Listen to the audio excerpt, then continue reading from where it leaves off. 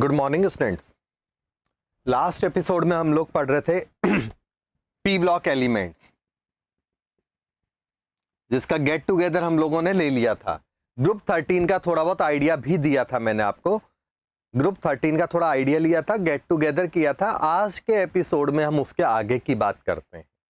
Clear? तो ये हमारा पॉइंट चल रहा था। तो ग्रुप 13 में केमिकल प्रॉपर्टीज बाकी है, फिजिकल प्रॉपर्टीज में आईपी वगैरह वगैरह देखा था। उसके अलावा जो छोटी मोटी चीजें थी वो देखी थी, इनर्ट पेयर देखा था। तो अब हम आगे चालू करते हैं फिजिकल प्रॉपर्टीज से। यहां तक किसी को भी कोई डाउट है तो ठीक है, नहीं तो स्क्रीन पे भी फिजिकल प्रॉपर्टीज में शेयर करता हूं आपको, उसको डिस्कस करते हैं। किसी को कोई कमेंट देना है, कोई डाउट है तो फटाफट बोल दो भाई।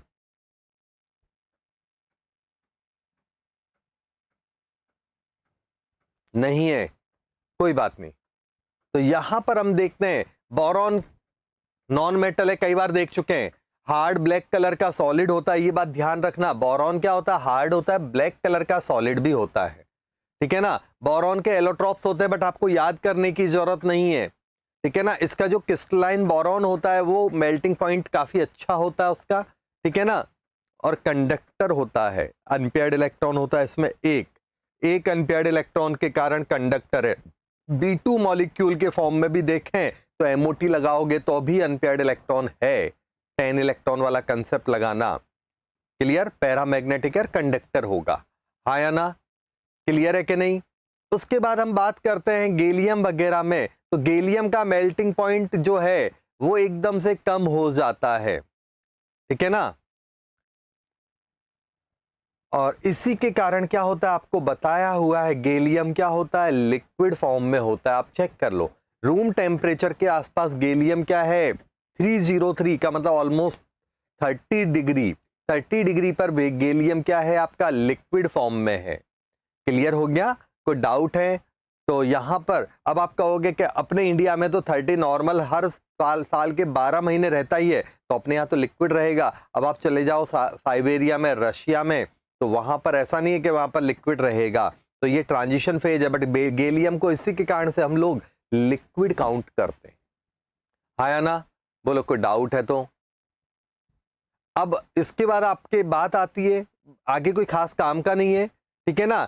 Boiling point down the group बढ़ता है तो याद है आपको एक बात मैं पहले बोल चुका हूं, बैंगन, आलू, गाजर, इंथेली डाउन द ग्रुप चलते हैं तो यहां नॉन मेटल है, नॉन मेटल से मेटल हो रहा है। तो मैंने आपको बताया था non metal top to bottom in non metals melting point क्या होता है? बढ़ता है। मेटल्स में मेल्टिंग पॉइंट क्या होता है? कम हो जाता है, ठीक है। तो यहां से यहां मेल्टिंग पॉइंट बढ़ रहा है। एक्सेप्शनल केस ये है, boiling point increases top to bottom. Boiling point हमेशा ऊपर से नीचे चलने पर बढ़ेगा ही बढ़ेगा, ये एक बात है, ठीक है। डेंसिटी डाउन द ग्रुप चलने पर बढ़ती ही है। तो इनमें कोई प्रॉब्लम है तो बोल दो, जल्दी बोलो, ठीक है। अगला हम लोग लेते हैं अगला पॉइंट। फिजिकल प्रॉपर्टीज में इतना कोई खास काम का नहीं है, यहां पर ये ABCDs आपको पता होनी चाहिए।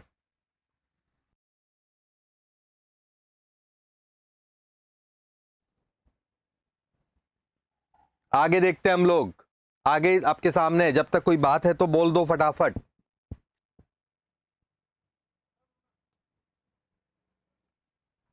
थोड़ा बढ़ाइए इसको भाई, थोड़ा सा बढ़ा दो,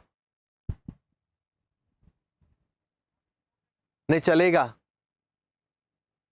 देखो अब हम लोग बात करते हैं कंप्लीट, जो अब तक पढ़ा है उसी टेबल की बात कर रहे हैं यहां पर। तो देखो बैंगन, आलू, गाजर, इंथैली, एटॉमिक नंबर आपको क्लियर है, दिख रहा है सबको? एटॉमिक नंबर हो गया, एटॉमिक मास हो गया, वो याद करने की जरूरत नहीं है। कॉन्फ़िगरेशन आप चेक करो, कॉन्फ़िगरेशन भी लॉलीपॉप है, उसमें एनर्जी लगाने की जरूरत नहीं है। एटॉमिक रेडियस देखने की बात है। तो एटॉमिक रेडियस अगर मैं बात करूं तो down the group atomic radius बढ़ता है, लेकिन एल्यूमिनियम और गैलियम के साइज को हम पिछली बार पढ़ चुके हैं, ठीक है। तो एल्यूमिनियम से गैलियम में एटॉमिक रेडियस क्या होता है? स्लाइटली कम हो जाता है। ये बात समझ में आ गई आपको? हाँ या ना? आयोनिक रेडियस, आयोनिक रेडियस में कोई स्पेशल क्वेश्चन नहीं बनता, हर जगह लगातार डाउन द ग्रुप बढ़ेगा ही बढ़ेगा, तो याद करने की जरूरत नहीं है। यहां पर अभी तक जो भी बोला है उसमें atomic radius of aluminium gallium पे ही कोई क्वेश्चन बन सकता है, जो पिछले एपिसोड्स में हम लगातार देख चुके हैं। ठीक है, उसके बाद बात आती है आयोनाइजेशन पोटेंशियल। आयोनाइजेशन पोटेंशियल की अगर मैं बात करूं तो आईपी का वैल्यू डाउन द ग्रुप चलने पर बढ़ता है, ये नॉर्मल बात है। डाउन द ग्रुप चलने पर आईपी का वैल्यू, सॉरी मैं उल्टा बोल गया, कम होता है। ठीक है, कोई डाउट है? अब यहां पर एक चीज देखो, एल्यूमिनियम से गैलियम में क्योंकि साइज क्या हो गया, साइज कम हुआ तो आईपी स्लाइटली बढ़ जाएगा। आप चेक कर लो, ये बात भी हम पढ़ चुके हैं पिछले एपिसोड्स में। माइंड इट, याद आया? तो एल्यूमिनियम गैलियम आप अपने मार्कर से बुक में मार्क करते जाओ कि कहां से क्वेश्चन बनते हैं। ऑलरेडी पढ़ चुके हैं, रिवीजन हो रहा है। इंडियम से थेलियम में, अब प्रैक्टिकल वैल्यूज देखो, इंडियम से थेलियम में भी आईपी बढ़ता है थोड़ा सा, ठीक है ना? तो यहां पर लेंथेनॉइड्स के कारण ऐसा होता है, बट इस जगह आपको कोई क्वेश्चन शायद पूछेंगे नहीं। सुपर एडवांस लेवल में जरूर बात कर सकते हैं कि बताओ किसका आईपी ज्यादा है। तो इट मींस आईपी ऑर्डर क्या हो गया? अगर मैं यहां आईपी ऑर्डर की बात करूं तो ये आपका दिख रहा है ऑर्डर, तो वहां पर boron is greater than aluminium. IP order की बात करूं तो boron is greater than aluminium is greater than gallium is, indium is less than thallium. ये आईपी ऑर्डर है, चेक कर लो आप, वही लिखा है मैंने। कमेंट दो। इलेक्ट्रोनेगेटिविटी पे कोई क्वेश्चन नहीं बनता, अगर क्वेश्चन बनाया तो सारा उल्टा पुल्टा हो रहा है ना? तो इलेक्ट्रोनेगेटिविटी पे यहां पर क्वेश्चन नहीं बनता। पहले इलेक्ट्रोनेगेटिविटी कम हुई, फिर स्लाइटली बढ़ती है थोड़ी सी, बट आप इग्नोर कर सकते हो, क्वेश्चन नहीं बनेगा।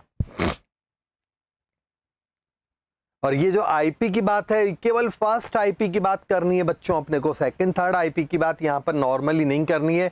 वैल्यू कोई भी याद नहीं करना है, एक्सेप्ट बोरॉन और एल्यूमिनियम की इलेक्ट्रोनेगेटिविटी याद करो तो चलेगा, नहीं करो तो भी कोई बात नहीं। ठीक है, ये क्या कह रहा है? बी टी एल गया ए, मतलब समझा नहीं, ए एल इन, अच्छा वो टोटल ऑर्डर बता रहे हो आप, खैर कोई बात नहीं। मेल्टिंग पॉइंट की बात करें तो आप देखो, बोरॉन से एल्यूमिनियम में चलते हैं तो मेल्टिंग पॉइंट क्या होता है? कम होता है, क्योंकि नॉन मेटल से मेटल की तरफ आएंगे तो मेल्टिंग पॉइंट कम हो रहा है। और गैलियम में एकदम अनएक्सपेक्टेड मेल्टिंग पॉइंट कम हो जाता है, कारण वो कॉन्ट्रैक्शन वाला जो प्रॉब्लम आता है ना, साइज वाला, उसी के कारण। उसके बाद मेल्टिंग पॉइंट स्लाइटली बढ़ जाता है।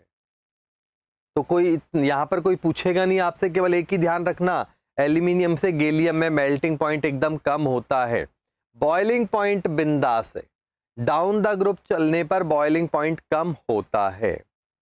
यहां पर डाउन द ग्रुप चलने पर बॉइलिंग पॉइंट कम होता है, वैल्यू याद करने की जरूरत नहीं है।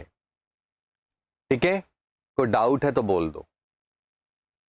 इसके बाद ई नॉट के वैल्यूज है वो इलेक्ट्रो के कंसेप्ट हैं, तो यहां पर आपको याद नहीं कर रहे हैं। यहां पर ले दे के कुल मिला के इस टेबल में 2 ही पॉइंट वाली बात हुई थी। पॉइंट आपको क्लियर है? चले हम आगे, नेक्स्ट शेयर करूं।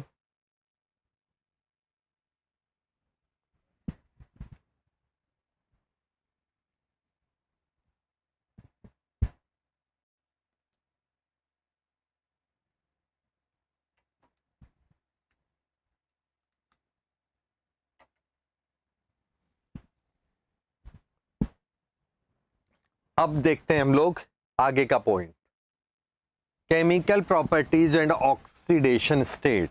यहां तक फॉर्मल था, पीरियोडिक टेबल का बेसिक ही चल रहा था, यहां से फिर अपन थोड़ी सी स्पेशल चीजें चालू होंगी। तो अगर इसमें बात करें तो हम ऑक्सीडेशन नंबर को पिछली बार पढ़ चुके हैं, +1 और +3 की ही बात हो रही है यहां पर, हाँ या ना? क्लियर है कि नहीं? तो यहां पर relative stability of +1 oxidation state क्या होगा? डाउन द ग्रुप चलने पर बढ़ेगा, वो ही लिखा हुआ है। और +3 ऊपर वालों का स्टेबल होता है, और उसका लॉजिक आपको दे रखा है, इनर्ट पेयर इफेक्ट, ये चीज क्लियर। अगला पेज आ जाते हैं हम। ये टाइम पास नहीं करना इस पे, ये ऑलरेडी हम कई बार कर चुके हैं। यस या नो? अगर कोई बच्चा पहली बार वॉच कर रहा है तो वो प्लीज इस बात को ध्यान दे, पिछले एपिसोड को जरूर देख ले, तब जाके उसको समझ में आएगा। नहीं तो पता चलेगा कि सर तो ये तो टाइम पास बुक रीड करवा रहे हैं या पन्ने पलटवा रहे हैं। बिल्कुल सही बात है, पढ़ चुके हैं इसलिए पेज पलट रहे हैं अपन लोग। अब बात आती है यहां पर +1 ऑक्सीडेशन स्टेट और +3 के बाद ट्राइवेलेंट का एक एग्जांपल दे रखा है, इलेक्ट्रॉन डेफिशिएंट। ये बात हम बॉन्डिंग में कर चुके हैं, ऑक्टेट लॉ में। दोबारा बता देता हूं मैं आपको, इलेक्ट्रॉन डेफिशिएंसी वाला जो कंपाउंड है वो क्या होता है। तो बेस समझो इसका। अगर कहीं पर लिवाइस एसिड की बात करूं तो ये क्या होता है, इलेक्ट्रॉन डेफिशिएंट्स होते हैं। और लिवाइस बेस जो होते हैं ये इलेक्ट्रॉन रिच होते हैं। एक बात तो ये है, इन्हीं को हम लोग इलेक्ट्रोफाइल भी बोलते हैं ऑर्गेनिक में, और इनको हम लोग बोलते हैं न्यूक्लियोफाइल। एक है इलेक्ट्रोफाइल, एक है न्यूक्लियोफाइल। हाँ या ना? चले हम आगे। अब यहां पर आप एग्जाम्पल देखोगे आप तो BF3 है, ठीक है, BCl3 है। ये कुछ एग्जाम्पल दे रखे हैं। तो ये आपका BCl3 है मान लो, जिसकी स्ट्रक्चर बहुत सिंपल है, sp2 हाइब्रिडाइजेशन होता है। ये क्या होता है, अमोनिया के साथ रिएक्शन करता है। अमोनिया में लॉन पेयर होता है, सबको पता है। तो ये sp3 है, पिरामिडल है। ये प्लेनर है और वो पिरामिडल है।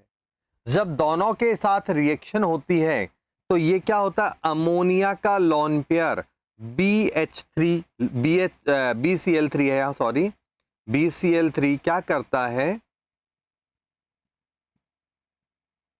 ये अमोनिया का लॉन पेयर अपने पास ले लेता है। अब ये भी sp3 हो गया और ये भी sp3 हो गया। ये भी टेट्राहेड्रल है और ये भी टेट्राहेड्रल है। जबकि पहले ये क्या था, ट्रायगोनल प्लेनर था और ये था पिरामिडल। तो ध्यान रखना, यहां पर बहुत बार क्वेश्चन बनता है इस जगह से। क्वेश्चन क्या बनता है, क्वेश्चन यही बनता है कि इसका ज्योमेट्री और हाइब्रिडाइजेशन दोनों चेंज हुआ रिएक्शन के बाद, और इसका केवल और केवल ज्योमेट्री चेंज हुआ, हाइब्रिडाइजेशन sp3 ही है। बच्चा लैंग्वेज को नहीं समझता, बेवकूफी कर जाता है। हाँ या ना? कोई डाउट है? चले हम आगे। अब देखते हैं यहां पर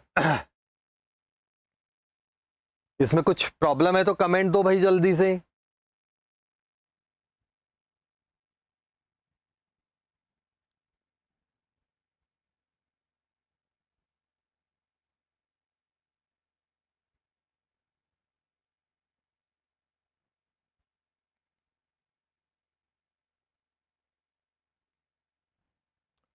चलो देखते हैं। अब ट्विस्ट करना चालू करता हूं मैं। ये गेट टुगेदर हो गया, वहां पर एक एग्जाम्पल दे रखा है, पहले उसको भी देख लेते हैं। AlCl3 बॉन्ड लेंथ आपको दे रखी है, ठीक है ना। आप एक चीज देखो, वहां बॉन्ड लेंथ के हिसाब से वैल्यू याद नहीं करनी है। AlCl3 डायमर बना देता है, AlCl3 डायमर बना लेता है। तो यहां से कैसे एडवांस में क्वेश्चन बनेंगे, ये में AlCl3 ये क्या है आपका AlCl3, ये sp2 हाइब्रिडाइज्ड है, ट्रायंगुलर है। ये क्या होता है, Al2Cl6 में बदल जाता है, जो बाद में sp3 और टेट्राहेड्रल हो जाता है। पहला पॉइंट, टेट्राहेड्रल हो जाता है। क्लियर हो गया कि नहीं? खत्म। अब हम बात करें इसके बाद, तो ये क्या होता है आपका, गैस फेज भी होता है, गैस स्टेट में भी बोलते हैं इसको, और ये क्रिस्टल फॉर्म है। एक गैस स्टेट है और एक है क्रिस्टल फॉर्म। अगला बात है स्ट्रक्चर देखें तो ये AlCl3 है जिसका एंगल होता है 120 डिग्री। लेकिन जब ये डायमर बना लेता है तो ध्यान रखने की बात है, वैल्यू तो वहां लिखी हुई है आपको, ठीक है ना। तो ये वैल्यू तो 206 पिकोमीटर है, वो तो लिखा हुआ है ही आपके, मैं लिख नहीं रहा हूं, वहां पर आप खुद देख लो, भीड़ बहुत हो जाएगी। तो ये जो वैल्यू है 206 पिकोमीटर है, ठीक है। जबकि दूसरी वैल्यू, ये वाली वैल्यू जो है ना, ये वाली वैल्यू ये 221 पिकोमीटर है। देख रहे हो ऐसा क्यों? क्योंकि ये जो है ये बना आपका ये वाला पॉइंट, चेक कर लो। क्लोरीन अपना लॉन पेयर दे रहा है, ये क्लोरीन अपना लॉन पेयर दे रहा है, कोऑर्डिनेट बॉन्ड बना। कोऑर्डिनेट बॉन्ड हमें पता है वीक बॉन्ड होता है। ये क्लोरीन ने अपना लॉन पेयर एल्यूमिनियम के विकेंड डी ऑर्बिटल में दे दिया, तो यहां जो कोऑर्डिनेट बॉन्ड बना वो है वीक बॉन्ड। क्लियर हो गया? और because of this weak bond, bond length इसकी क्या हो गई? बढ़ गई, ठीक है। तो यहां मैं क्या लिख दूं? Bond length of AlCl is less than AlC। ये मीनिंग है, वैल्यू तो वहां लिखी हुई है ही, एक है 206 पिकोमीटर, एक है 221 पिकोमीटर। कोई प्रॉब्लम है तो बोल दो। अब एंगल की बात कर लेते हैं हम लोग। तो अब अगर हम ये आउटर एंगल बात करें, कोई भी आउटर एंगल ले लें, ये वाला, ये क्या है आपका 118 डिग्री है। आउटर एंगल की बात करें तो क्या होगा? तो ये आउटर एंगल होगा 118 डिग्री। चलें, तो सीधी सी बात है, ये 118 है, ठीक है ना। तो ये एंगल अपने आप क्या हो जाएगा? थोड़ा कम, इनर एंगल, सिंपल मैथ सही है, अंदर वाला एंगल थोड़ा कम रहेगा। जबकि ये वाला एंगल जो है, यहां पर कौन सा हाइब्रिडाइजेशन है क्लोरीन के ऊपर? देखो, इस क्लोरीन पर sp2 हाइब्रिडाइजेशन, सॉरी sp3 दिख रहा है, sp3 हाइब्रिडाइजेशन है। और पानी की तरह इसमें क्या है? दो लॉन पेयर है यहां पर। देखो, एक लॉन पेयर तो शहीद हो गया बॉन्डिंग में, लेकिन अभी भी इसमें दो लॉन पेयर है।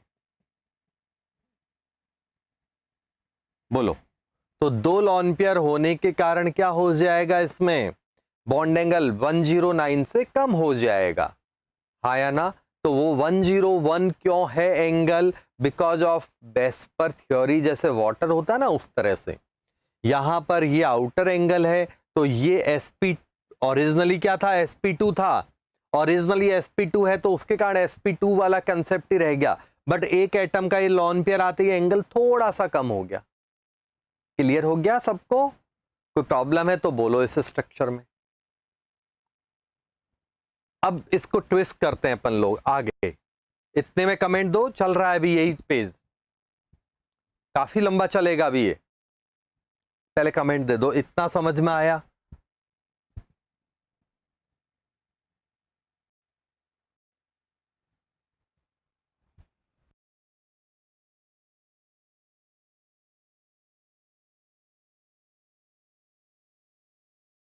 सर कमेंट समझ में आया, ठीक है। तो अब हम यहां पर एक दो बातें देखते हैं, ठीक है ना। बी, यहां पर AlCl3 का हाइड्रोलिसिस होगा तो क्या बनेगा? बहुत अच्छे क्वेश्चंस बनते हैं, ठीक है ना। Al2Cl6 का हाइड्रोलिसिस नहीं होगा, तो यहां पर इसके हाइड्रोलिसिस से क्या बनेगा?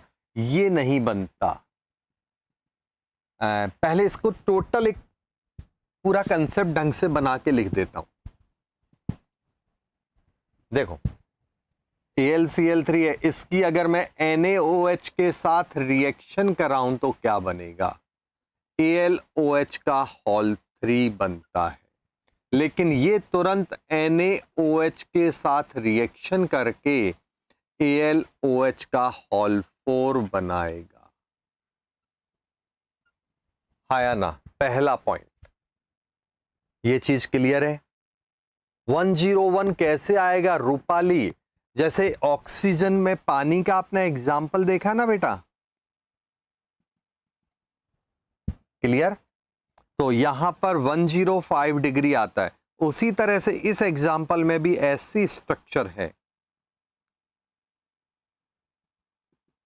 ठीक है? तो यहां पर सेंट्रल एटम की इलेक्ट्रोनेगेटिविटी इनसे ज्यादा है तो एंगल कम होएगा। सेंट्रल एटम का साइज बड़ा है तो भी एंगल कम होएगा। कंसेप्ट कौन से लग रहे हैं? सेंट्रल एटम का साइज बड़ा है तो भी एंगल कम होएगा, सेंट्रल एटम का इलेक्ट्रोनेगेटिविटी ज्यादा है तब भी एंगल कम होएगा।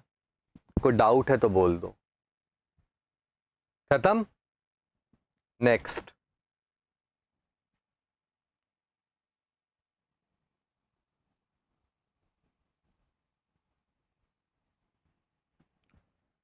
अब देखते हैं अपन यहां पर NaOH के साथ ये बनता है, जबकि अगर मान लो रिएक्शन पानी से कराई जाए तो ये नहीं बनता। क्या बनता है यहां पर?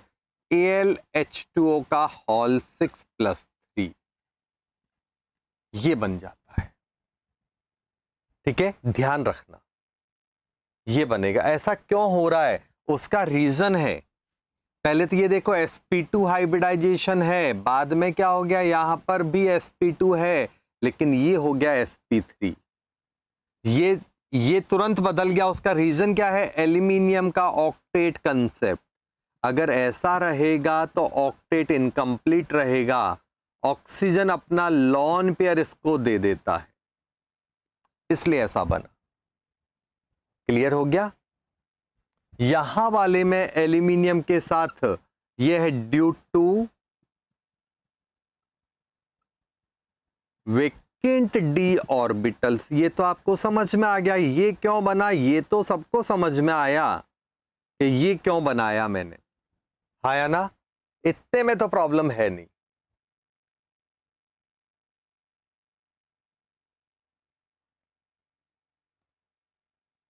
प्रॉब्लम क्या है तो?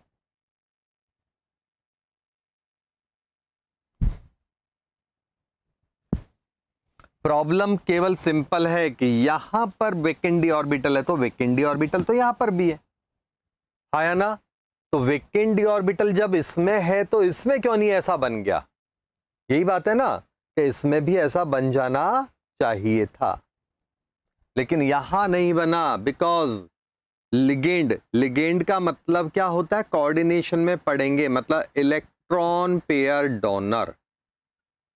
लिगेंड का मतलब है जो लॉन पेयर दे सकता हो। तो H2O का लिगेंड पावर OH से ज्यादा अच्छा है। मींस OH उतना तेजी से इलेक्ट्रॉन का पेयर नहीं डोनेट करेगा, OH इलेक्ट्रॉन पेयर तेजी से नहीं देगा, H2O अपना इलेक्ट्रॉन पेयर तेजी से दे देता है। रिपीट करते हैं, H2O अपना इलेक्ट्रॉन पेयर तेजी से दे देगा, OH अपना इलेक्ट्रॉन पेयर उतना तेजी से नहीं देता। यह है लिगेंड की स्ट्रेंथ का ऑर्डर। कोई प्रॉब्लम है तो बोल दो।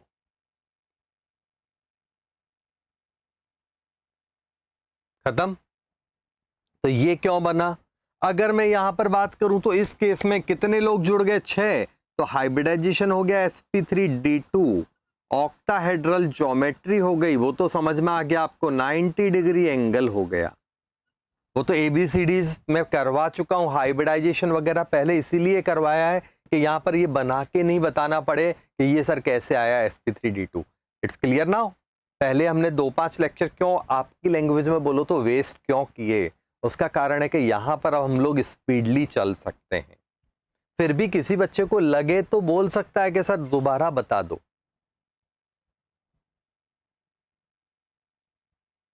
ये चीज आ गई समझ में?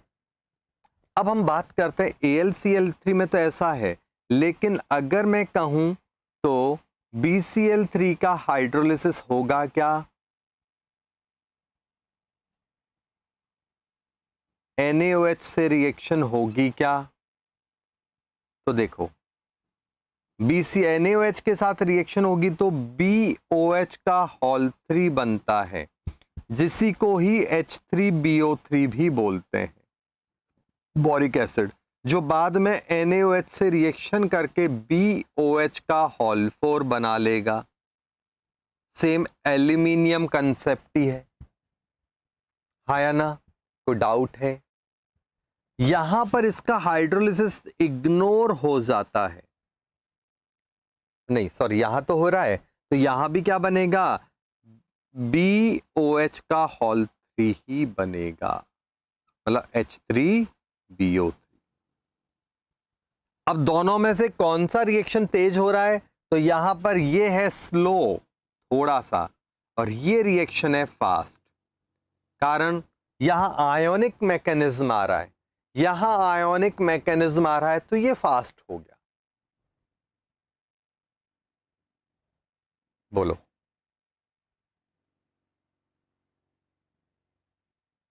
रूपाली फिर से क्या? फिर से बेटा ये वाला देखो, BCl3 का हाइड्रोलिसिस करवाया पानी से होगा तब भी ये बन गया, ठीक है ना? NaOH से होगा तब भी वही बनेगा। पानी से इसके आगे नहीं बन पाता, ये यहीं रुक जाता है। इसका मतलब NaOH वाली रिएक्शन फास्ट हो गई OH आयन के कारण। अब आप कहोगे सर यहां तो कुछ और बोला आपने, यहां बिल्कुल उल्टा बोल रहे हो आप। उसका कारण है वहां पर वेकेंट ऑर्बिटल में पानी अपना लॉन पेयर दे देता है लिगेंड नेचर, यहां पर वेकेंट ऑर्बिटल है ही नहीं, तो अपना लॉन पेयर देगा कैसे वो? आज्ञा समझ में कोई डाउट है तो बोल दो। चलूं बराबर? ये है, ठीक है ना? अब देखते हैं अपन, एक दो ट्विस्ट अभी बाकी है, अभी तो घूमना चालू कर रहे हैं अपन। तो बात आती है कि अगर मैं BCl3 का डायपोल मोमेंट ले लूं, तो ये क्या BCl3 AlCl3 ये सब कोवलेंट है, म्यू इनका 0 होता है, मतलब नॉन पोलर है। म्यू 0 है मतलब नॉन पोलर है, तब भी इनका हाइड्रोलिसिस हो जाता है। जनरली अगर कंपाउंड नॉन पोलर है तो हाइड्रोलिसिस क्यों हो गया? CCl4 का तो हाइड्रोलिसिस हुआ ही नहीं। ठीक है, चेंज करते हैं। CCl4 म्यू 0 है मतलब नॉन पोलर है, इसका हाइड्रोलिसिस करवा रहे हैं तो नहीं हो रहा है, जबकि इनका हाइड्रोलिसिस करवा रहे हैं तो हो रहा है। ये अपना क्वेश्चन है, चालू करो, बताओ लॉजिक क्या है। लीजेंड डायपोल 0 है वो तो हमने लिख दिया, अब लॉजिक क्या है कि इसका हाइड्रोलिसिस तो हो गया और उधर का नहीं हो रहा।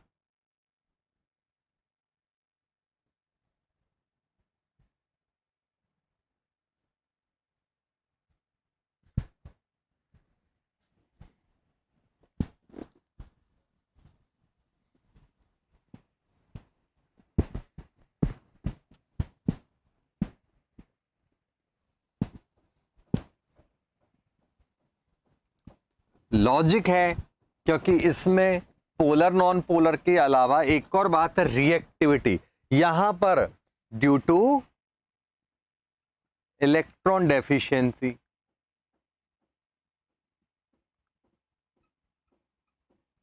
यहां पर इलेक्ट्रॉन डेफिशिएंसी है, यहां पर नहीं है। लॉजिक आ गया समझ में? आंसर सही लिखा है, इनकम्प्लीट ऑक्टेट। क्लियर? अगर मैं बात एक क्वेश्चन देता हूं, BF3 का हाइड्रोलिसिस कराओ, क्या बनेगा? BCl3 का तो अभी अभी किया है हमने, BF3 के हाइड्रोलिसिस से क्या बनेगा? आंसर दो इसका, ऊपर वाले का।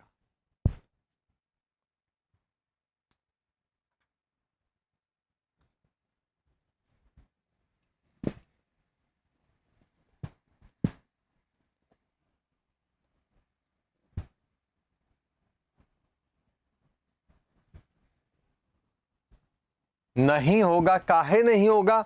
या इलेक्ट्रॉन डेफिशिएंट ही नहीं, डेफिशिएंट नहीं है क्या? कुछ भी बोल दो, जो बोलोगे मान लेंगे आपकी बात।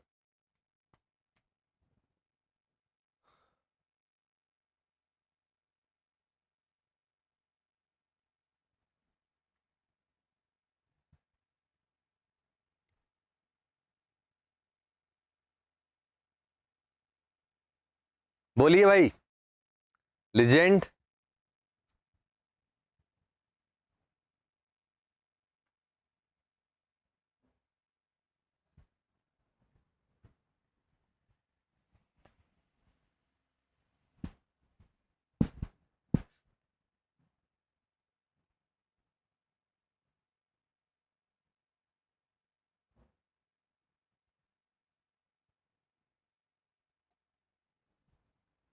अब नहीं बोलेंगे तो इस बात को, बिल्कुल आंसर तो सही है इसका, हाइड्रोलिसिस नहीं होता। इस बात को समझते हैं अपन लोग। एक कंसेप्ट पढ़ा देता हूं मैं पहले। बैक बॉन्डिंग, बनाना बॉन्डिंग, ब्रिज बॉन्डिंग, ये नाम सुने हैं आपने। अब देखो आपकी खोपड़िया ना घूम जाए तो बोलना, ठीक है ना। योगनिक, may I coming sir, may I coming, yes आ जाओ भाई, आना है तो आ जाओ, आपकी मर्जी है भाई, ठीक है। चलो हेडिंग है हमारा बैक बॉन्डिंग, बनाना बॉन्डिंग, ब्रिज बॉन्डिंग। इस तरह का जो लैंग्वेज होता है उसको समझते हैं अपन लोग।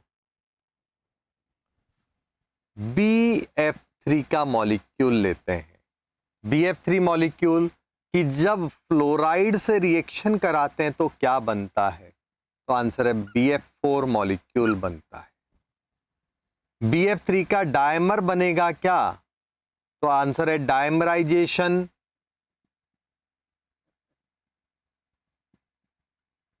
इसका नहीं होता। ये दो बातों को समझते हैं अपन। ऐसा क्यों, तो BF3 आप समझ रहे हो कि BF3 मॉलिक्यूल ऐसा है, ये आप समझ रहे हो। यहां पर BF4 बना तो ऐसा दिखा मेरे को। समझना बहुत अच्छा क्वेश्चन है। कंसंट्रेट नहीं रहोगे तो फिर खोपड़ी घूम जाएगी। BF4 कैसे बना, फ्लोरीन का लॉन पेयर इसने ले लिया F माइनस का। डायमराइजेशन क्यों नहीं हुआ, मतलब B2H6 नहीं बना, B2F6 नहीं बना। कारण है BF3 का जो मॉलिक्यूल है इसमें फ्लोरीन अपना लॉन पेयर इस तरह दे देता है और ये हो जाता है ऐसे। यहां से ये इसमें आप पढ़ रहे हो ऐसा, लेकिन ये टेक्निकली रॉन्ग है तो इसको मैं एक बार इग्नोर कर दूं। ये करेक्ट है, ठीक है। कमकलियां बच्चा बुद्धि में ये बात चलती है, लेकिन टेक्निकल बात ये, BF3 अपने आप में स्टेबल है, डायमर बनाने की उसको जरूरत नहीं है। आपको लग रहा है वो इनकम्प्लीट ऑक्टेट का एग्जाम्पल है, बिल्कुल बात सही लग रही है, लेकिन वो क्या हो गया आप चेक करो। तो यहां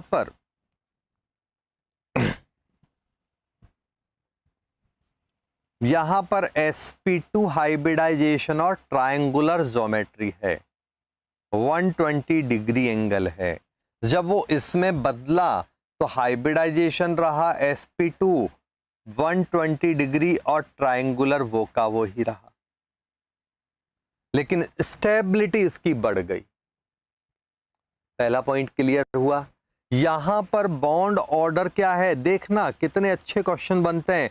बॉन्ड ऑर्डर जो है 1 है, यहां पर बॉन्ड ऑर्डर क्या हो गया 1.33 हो गया। बॉन्ड एनर्जी इसकी थोड़ी सी कम है, इसकी बॉन्ड एनर्जी ज्यादा हो गई। बोलते जाओ हाँ या ना, इतना समझ में आया। यहां पर क्या हुआ, sp2 था, यहां पर sp3 हाइब्रिडाइजेशन हो गया, टेट्राहेड्रल हो गया और 109 डिग्री 28 मिनट हो गया। केवल अभी BF3 के एग्जाम्पल को हम बहुत डिटेल में देख रहे हैं। जो लिखा है बोर्ड पे उसमें जरा भी डाउट है तो फटाफट कमेंट कर दो, ट्विस्ट करना चालू कर रही है। BF3 मॉलिक्यूल का हाइड्रोलिसिस होगा, तो आंसर है नहीं होगा। क्यों, क्योंकि वो ऐसा बन जाता है जिसके कारण उसकी स्ट्रेंथ बढ़ जाती है, ठीक है ना। तो इसका हाइड्रोलिसिस नहीं होगा।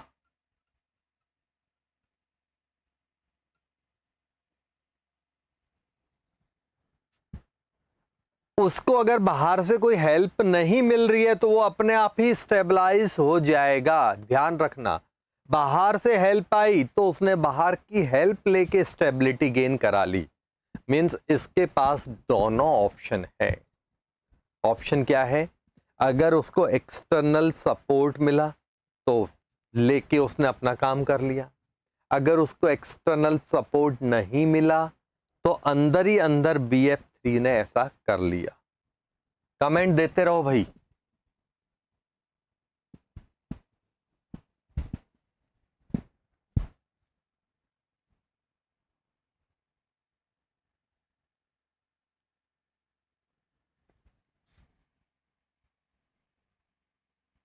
अब हम बात करें इसके बाद तो क्या है।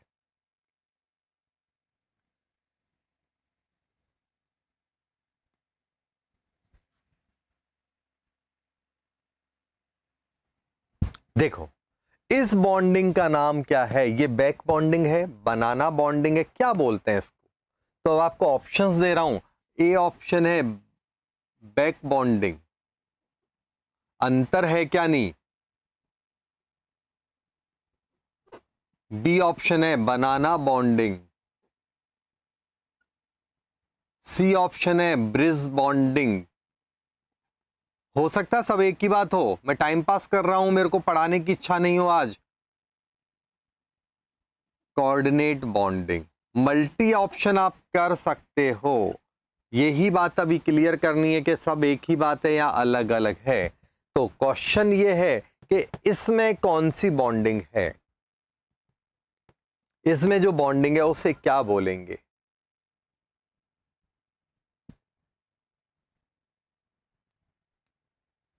तो आंसर है इसमें ये जो बॉन्डिंग है ये है डी। आंसर है यहां पर डी, मतलब ब्रिज, सॉरी, कोऑर्डिनेट बॉन्ड बना। इसको बैक बॉन्डिंग, ब्रिज बॉन्डिंग या बनाना बॉन्डिंग नहीं बोलते, इसको क्या बोलते हैं हम लोग? कोऑर्डिनेट बॉन्ड बना। यहां पर इस केस में आंसर क्या होगा ये बोलो।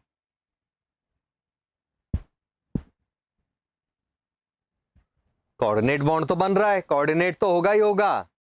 इसके अलावा इसने इधर बॉन्ड बना दिया तो इसे कहते हैं बैक बॉन्डिंग। तो आंसर ए होगा, इसे हम बोलते हैं बैक बॉन्डिंग। ब्रिज बॉन्डिंग, बनाना बॉन्डिंग अभी आएगा और ए के साथ साथ डी भी होगा, और एक की प्रायोरिटी डी के ऊपर ज्यादा होगी। अगर एक ही टिक करना है तो, एक ही टिक करना है तो एक की प्रायोरिटी डी के ऊपर ज्यादा होगी। आज आप पहली बार इन सब में टेक्निकल डिफरेंस समझने वाले हो, क्योंकि कई बच्चों को तो सब एक ही बात लगी है आज तक। पक्का है ना? देखते हैं अपन दो चार एग्जांपल्स के बाद कि भाई किस में क्या है। बोलो, सब ये एक ही माना है आज तक आपने? कितना कितना अंतर है देख लेते हैं।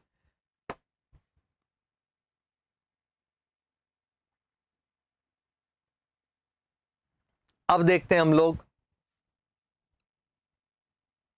B2H6, BH3 होता है बोरेन, उससे बन जाता है B2H6 मतलब डायबोरेन, सबको पता है। फटाफट यहां शॉर्ट में स्ट्रक्चर बना देता हूं। इसमें जो बॉन्डिंग है वो क्या है? यहां sp2 है और ये हो गया sp3।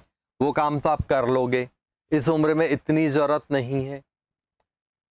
नहीं का मतलब क्या है? सबको अलग अलग माना है आपने बेटा, ठीक है, चलो कोई बात नहीं।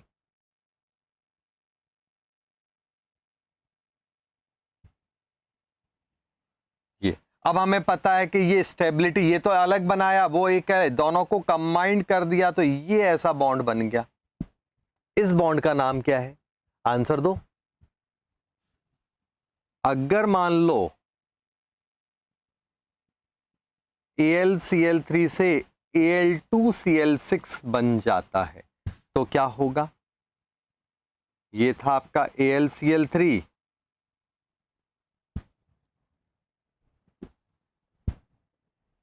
Al2Cl6 से बना रहा हूं सीधा।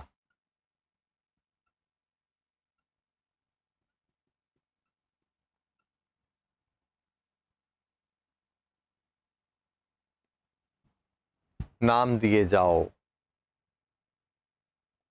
तो ये जो बॉन्डिंग है ये क्या कहलाएगी? बैक बॉन्डिंग तो है ही नहीं, बैक बॉन्डिंग नहीं है, इसे कहते हैं ब्रिज बॉन्डिंग या बनाना बॉन्ड।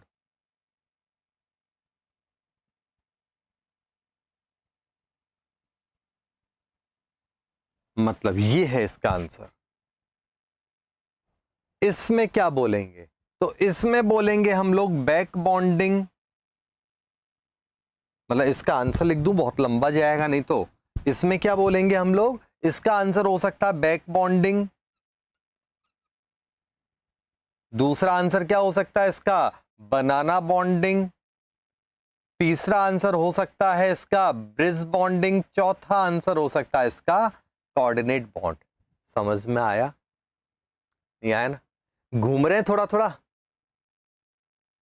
एक ही आंसर देके खुश हो जाते हो आप तो। ओए होए, अंकित ने तो अंग्रेजी में बोल दिया, हाउ वी कैन डिटरमाइन फर्जी। बताते बेटा, पहले ये देखो।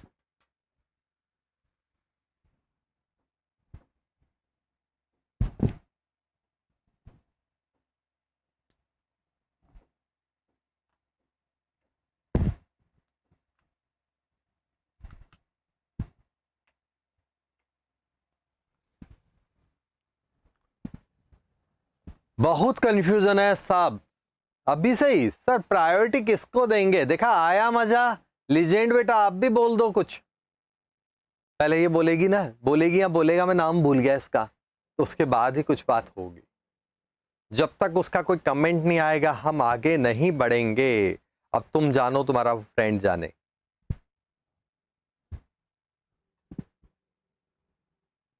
देखते हैं अपन, कमेंट दो जल्दी से भाई। चलो इसको लीजेंड को लगता पढ़ना ही नहीं है, खुद कमेंट नहीं दे रही और बच्चों का क्लास रोक के बैठी हुई है।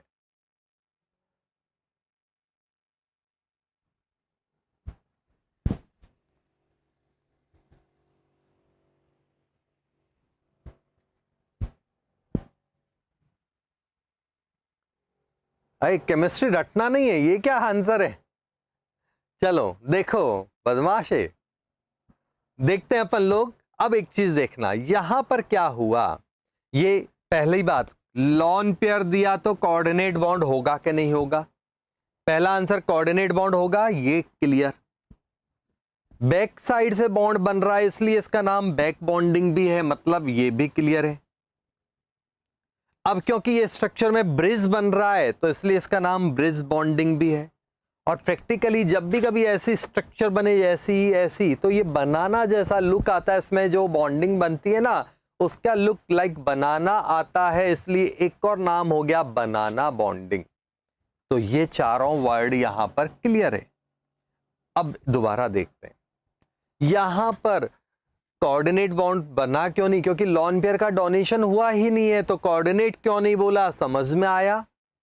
बैक बॉन्डिंग का मतलब क्या है कि जब ये तो टेम्परेरी अट्रैक्शन है, बॉन्डिंग नहीं है। जैसे यहां बॉन्ड बना वहां नहीं है, ये तो कभी ये बॉन्ड ऐसे है तो कभी ये बॉन्ड यहां से माइग्रेट करके ऐसे आ गया, ऐसे, तो ये ऐसे मूव कर रहा है, ठीक है ना? तो ये क्या है आपका? बैक बॉन्डिंग नहीं है। बनाना जैसे स्ट्रक्चर के कारण इसको बनाना बॉन्डिंग बोलते हैं। और क्योंकि यहां ब्रिज बना, क्योंकि यहां पर ब्रिज बना इसलिए इसको ब्रिज बॉन्डिंग भी बोलते हैं। तो ये नाम क्लियर हुआ। बाकी के दो नाम क्यों नहीं आए बोलो? यहां देखो, बैक बॉन्डिंग का बिल्कुल सिंपल फंडा होता है, ओरिजिनल बॉन्ड होना चाहिए। ओरिजिनल बॉन्ड के बाद अगर कहीं पर बैक में बॉन्डिंग, बैक साइड से बॉन्डिंग बन रहा है, बैक साइड का मतलब अदर बॉन्डिंग, दूसरे किसी एटम से बन रहा है तो उसे बोलते हैं बैक बॉन्डिंग। ये जो है इधर तो ओरिजिनल बॉन्ड बना रहा है, लेकिन इस दूसरे के साथ इसने बॉन्ड बना डाला यहां पर, तो ये है बैक बॉन्डिंग। यहां पर बैक बॉन्डिंग क्यों नहीं बोला है? क्योंकि यहां पर एक ओरिजिनल बॉन्ड के बाद लॉन पेयर का डोनेशन तो हो रहा है, लेकिन बैक बॉन्डिंग नहीं बन रहा है। दूसरे किसी एटम के साथ बनता आगे तो बैक बॉन्डिंग कहलाता, इसलिए इसका नाम हो गया कोऑर्डिनेट बॉन्ड।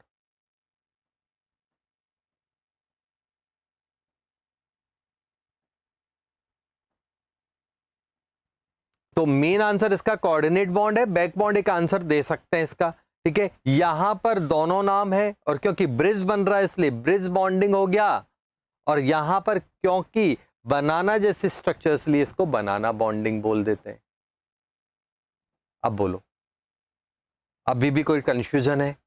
एक दो एग्जांपल और लेते हैं।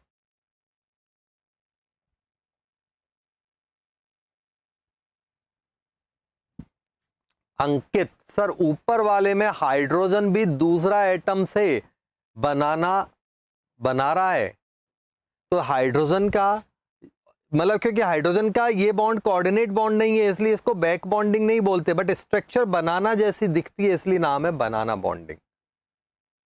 क्लियर बेटा? और कुछ पूछना चाह रहे हो क्या आप? जल्दी बोलो।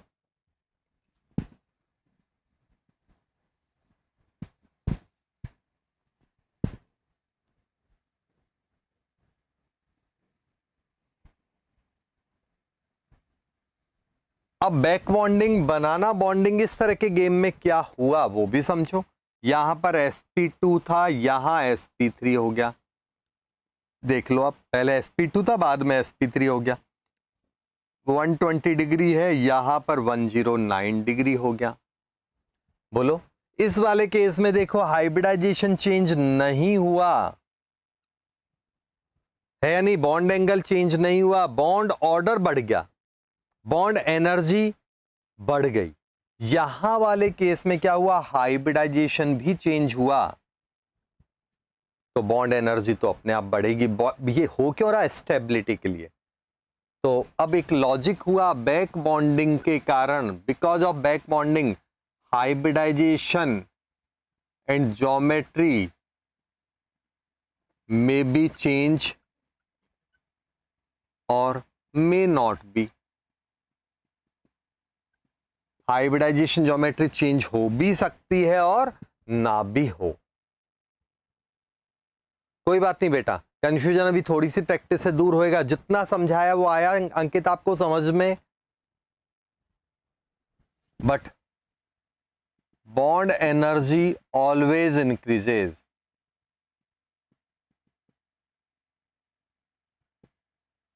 Bond energy increases always.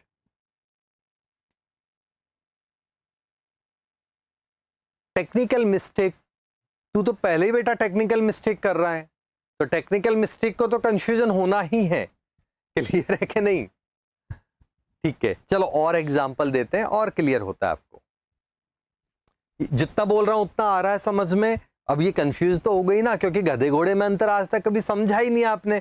आपको तो सब गधा घोड़ा खच्चर सेम दिख रहा था, सबको उठा के एक ही नाम दे देते थे हम लोग, बैक बॉन्डिंग। क्लियर है कि नहीं?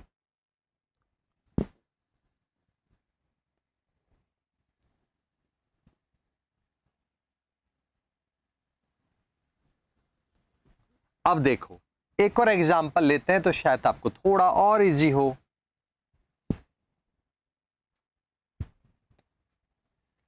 BCl3 B2Cl6 बनाता है क्या, पहले ये बताओ, हाँ या ना? बनाता है तो इसका क्रियाक्रम आप करो, तब अपने आप अकल आएगी। क्लियर? करो।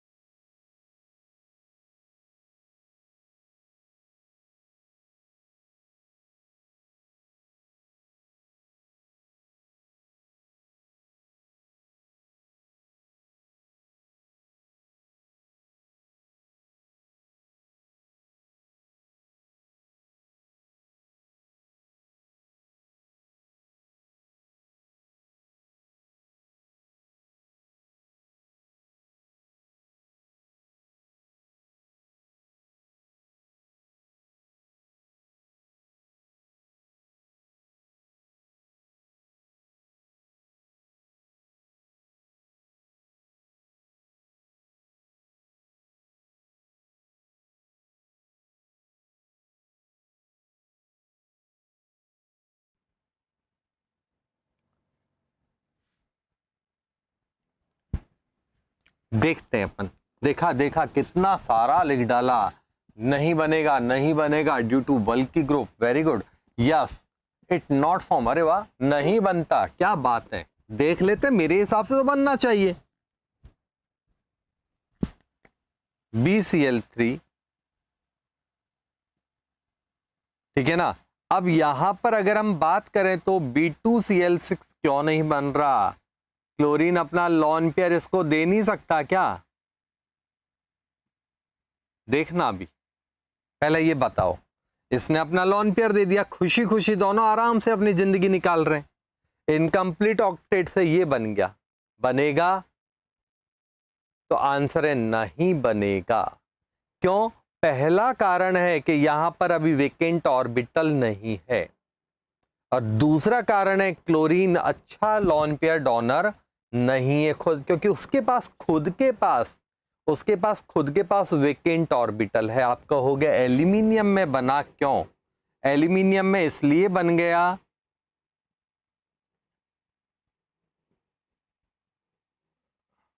ऐसे, उसका कारण है ये भी वेकेंट डी ऑर्बिटल है, तो ये कहेगा भैया फटाफट दे, तो दोनों मिलके हिलडुल के काम चला लेंगे। जबकि यहां पर क्या हो रहा है कि यहां पर इसके पास जगह नहीं है, तो ये उतना इजीली ले ही नहीं पाएगा। क्लियर? तो आंसर इसका क्या निकला? वेकेंट डी ऑर्बिटल इसमें नहीं है, इसमें है। तो ये होता है और ये नहीं होता, पहला स्टेप। इसी के कारण इसका हाइड्रोलिसिस हो जाता है, क्योंकि ये अगर ऐसा बन जाता तो नहीं होता। तो डायमर तो यहां बना नहीं। डायमर तो अगर मैं बात करूं, BF3 से B2H6 का डायमर भी नहीं बना था, ये भी नहीं बना था। कारण वही सेम है, इसमें वेकेंट डी ऑर्बिटल बोरॉन में नहीं होते। हाँ या ना? तो अब बात करें यहां पर, तो अगर मैं इसकी क्लोरीन से रिएक्शन कराऊं तो BCl4 नेगेटिव बनेगा क्या? बोलो। अब के केस में बन सकता है, ये बन गया। अगर मैं बात कराऊं यहां से, ऐसा बन रहा है क्या? देखना,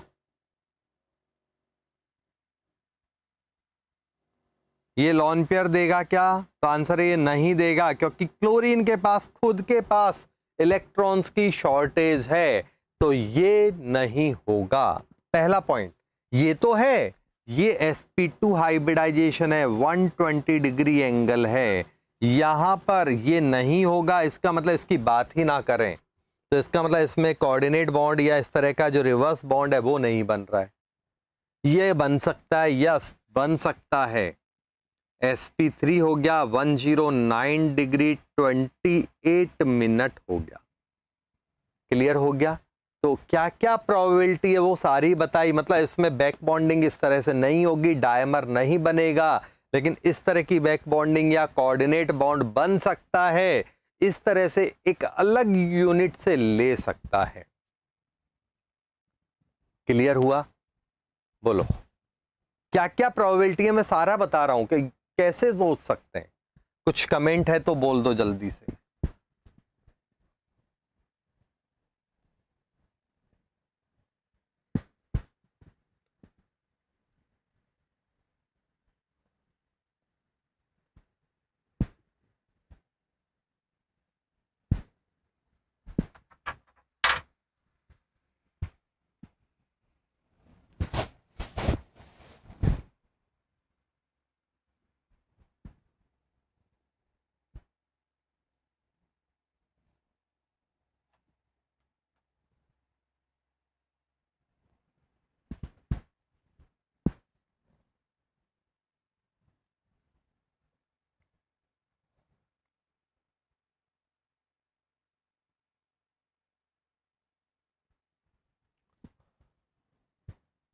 अगला है टेक्निकल मिस्टेक, बोल रहा I2Cl6 से ICl3।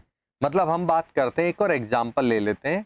ICl3 से I2Cl6 की बात कर रहे हैं, तो ICl3 में क्या है, यहां पर बनेगा कि नहीं बनेगा, पहले ये बताओ। तो आंसर है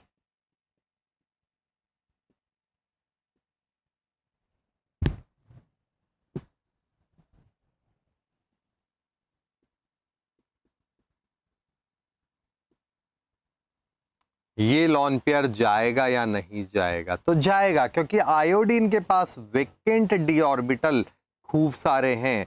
because of availability of vacant D orbital ये मॉलिक्यूल बनेगा। कौन कौन सी बॉन्डिंग होगी? तो आंसर है इसमें, देखो ये बैक बॉन्डिंग हो रही है, बनाना जैसे स्ट्रक्चर है, ब्रिज बन रहा है, और कोऑर्डिनेट बॉन्ड तो देखो हर केस में होगा। तो कंक्लूजन क्या निकला कि ऑल कोऑर्डिनेट बॉन्ड्स, कंक्लूजन क्या निकला? ऑल कोऑर्डिनेट बॉन्ड्स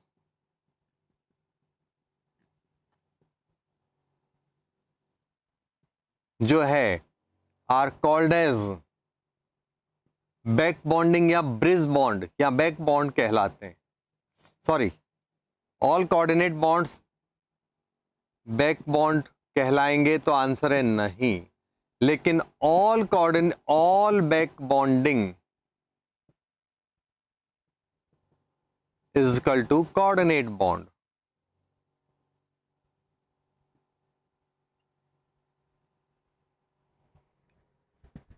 बोलो, कोई डाउट है?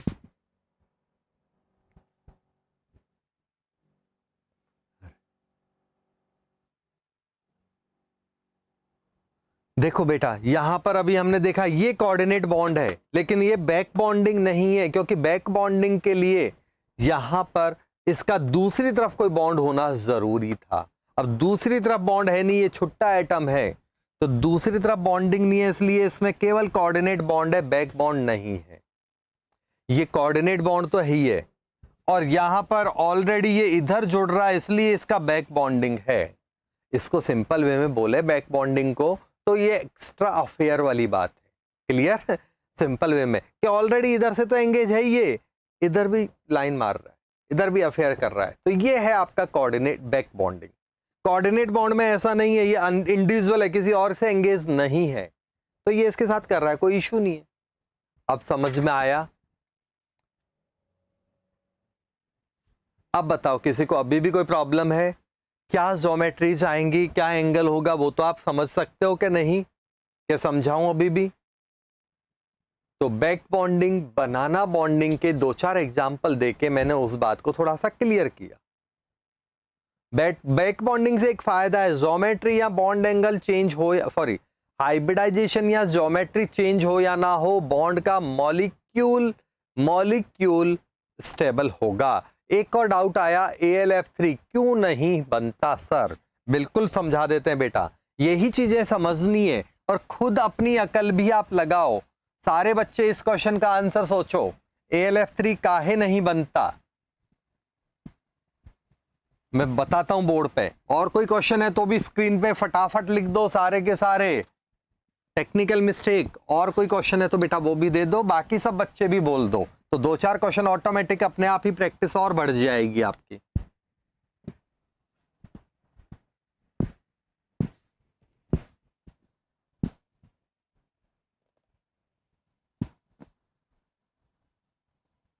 इस क्वेश्चन का आंसर कोई देना चाहेगा?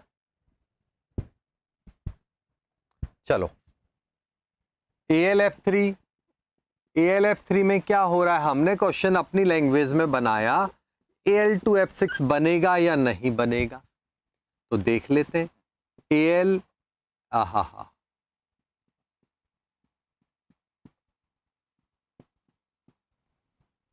ठीक है। अगर मैं मान लो यहां पर ऐसा सोच लूं,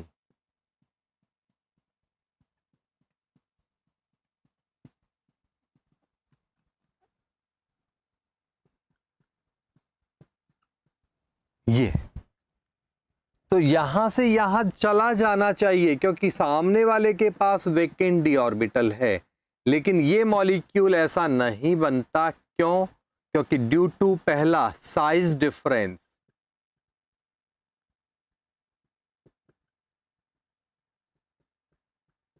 और इसको सिंपल वे में लिख दें तो साइज डिफरेंस होता है एल्यूमिनियम और फ्लोरीन में। तो साइज डिफरेंस अब जब होगा तो बॉन्ड बनना मुश्किल हो जाता है, पहला केस, ठीक है ना। दूसरा, fluorine minus equal to weak ligand है, दो लॉजिक हैं, फ्लोरीन माइनस वीक लिगेंड है, वीक लिगेंड है, इसका मीनिंग है वो आसानी से इलेक्ट्रॉन पेयर नहीं देगा। जिसको यहाँ बोर्ड पे देख रहा हूं, एक दो बच्चों ने एकदम सिंपल लैंग्वेज में लिखा हाई इलेक्ट्रोनेगेटिविटी। वीक लिगेंड इसीलिए है, इलेक्ट्रोनेगेटिव है, मतलब लेने की पावर ज्यादा है, देने की पावर उसकी कम है। क्लियर? तो ये इलेक्ट्रोनेगेटिविटी जिसकी ज्यादा होती है उसकी लिगेंड पावर अपने आप कम हो जाती है। तो उन्होंने ढे ने और वले ने काफी सिंपल लैंग्वेज में लिखा, मैंने उसको टेक्निकल लैंग्वेज में लिखा। क्लियर हो गया? रुकना अभी, यहां पर ये तो बन रहा है, ये sp2 हाइब्रिडाइजेशन है। इसके बाद अगर फ्लोराइड माइनस होगा तो ये sp3 में बदलेगा, तो आंसर है yes, it can be convert into sp3। sp3 में बदलेगा तो आंसर यस, बदल जाएगा। कोई डाउट है तो बोल दो।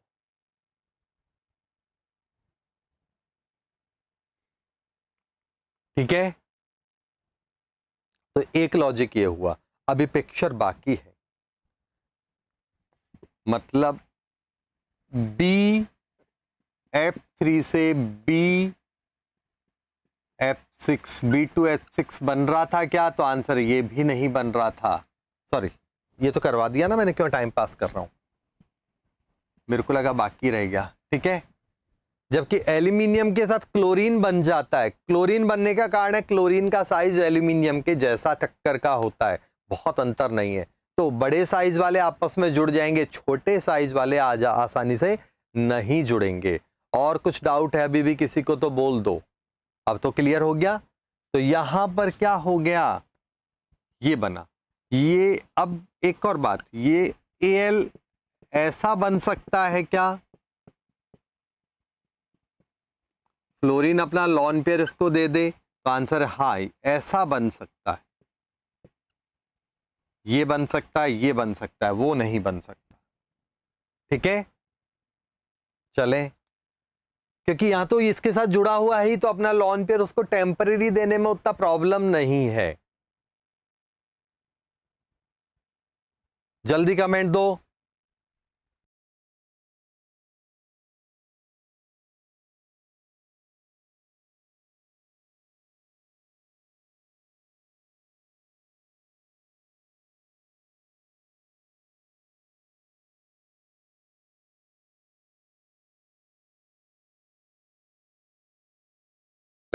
लगभग सबने दे दिया कमेंट, चलते हैं अपन।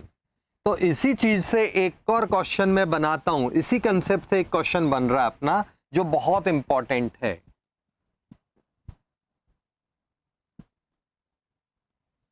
क्वेश्चन क्या बन रहा है समझना।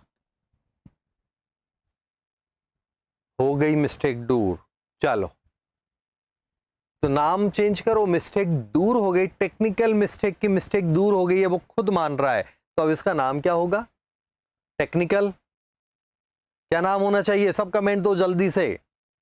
टेक्निकल मिस्टेक ने कहा मिस्टेक दूर हो गई, मतलब इसके नाम से मिस्टेक हट गई है। तो अब सब बच्चे बताओ इसका नाम सजेस्ट करो, बेचारे का दूसरा नाम क्या होना चाहिए, जल्दी करो। ठीक है, लिवाइस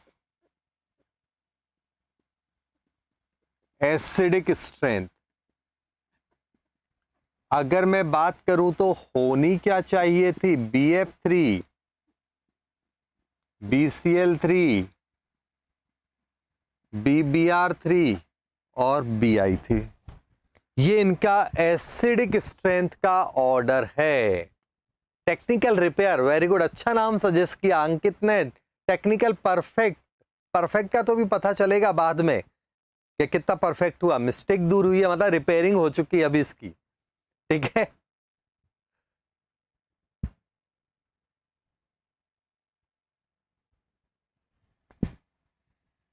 चलो तो यहां पर इनकी एसिडिक स्ट्रेंथ अगर देखें तो यों चलने पर एसिडिक स्ट्रेंथ क्या होनी चाहिए? ये एसिडिक स्ट्रेंथ का ऑर्डर है। यों चलने पर एसिडिक स्ट्रेंथ बढ़ रही है and it is just reverse of electronegativity concept. ये इलेक्ट्रोनेगेटिविटी कंसेप्ट का जस्ट रिवर्स है। ये कॉमन बात है, सबको पता है, जिन्होंने भी थोड़ी बहुत प्रिपरेशन कर ली होती है इनऑर्गेनिक की, वो इस क्वेश्चन का आंसर दे देते हैं। ठीक है ना?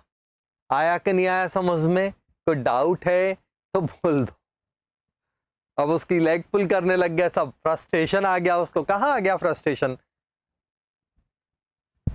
बच्चा अच्छे अच्छे 2-3 क्वेश्चंस लेके आया आपके लिए, तो उस बहाने और क्वेश्चन आपकी प्रैक्टिस में हो गई। क्लियर है? और आप उसी को बेचारे को ऐसा कर रहे हो, नहीं ऐसा नहीं चलेगा, मैं तेरे साथ हूं टेक्निकल पर्सन। अब देखो ये रिवर्स है। एक्चुअली होना क्या चाहिए, नॉर्मल केस में समझना, जो हमारी कम अकल है उसके हिसाब से हम लोग बात करें, ऐसा ऐसे चलते जा रहे हैं। तो इलेक्ट्रोनेगेटिविटी कहती है कि भैया हमने इलेक्ट्रॉन खींच डाला।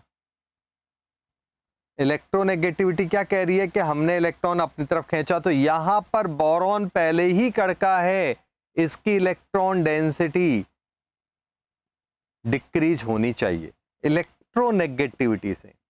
आयोडीन क्या है, उतना तेजी से इलेक्ट्रॉन अपनी तरफ खींच नहीं पाता जितना फ्लोरीन है।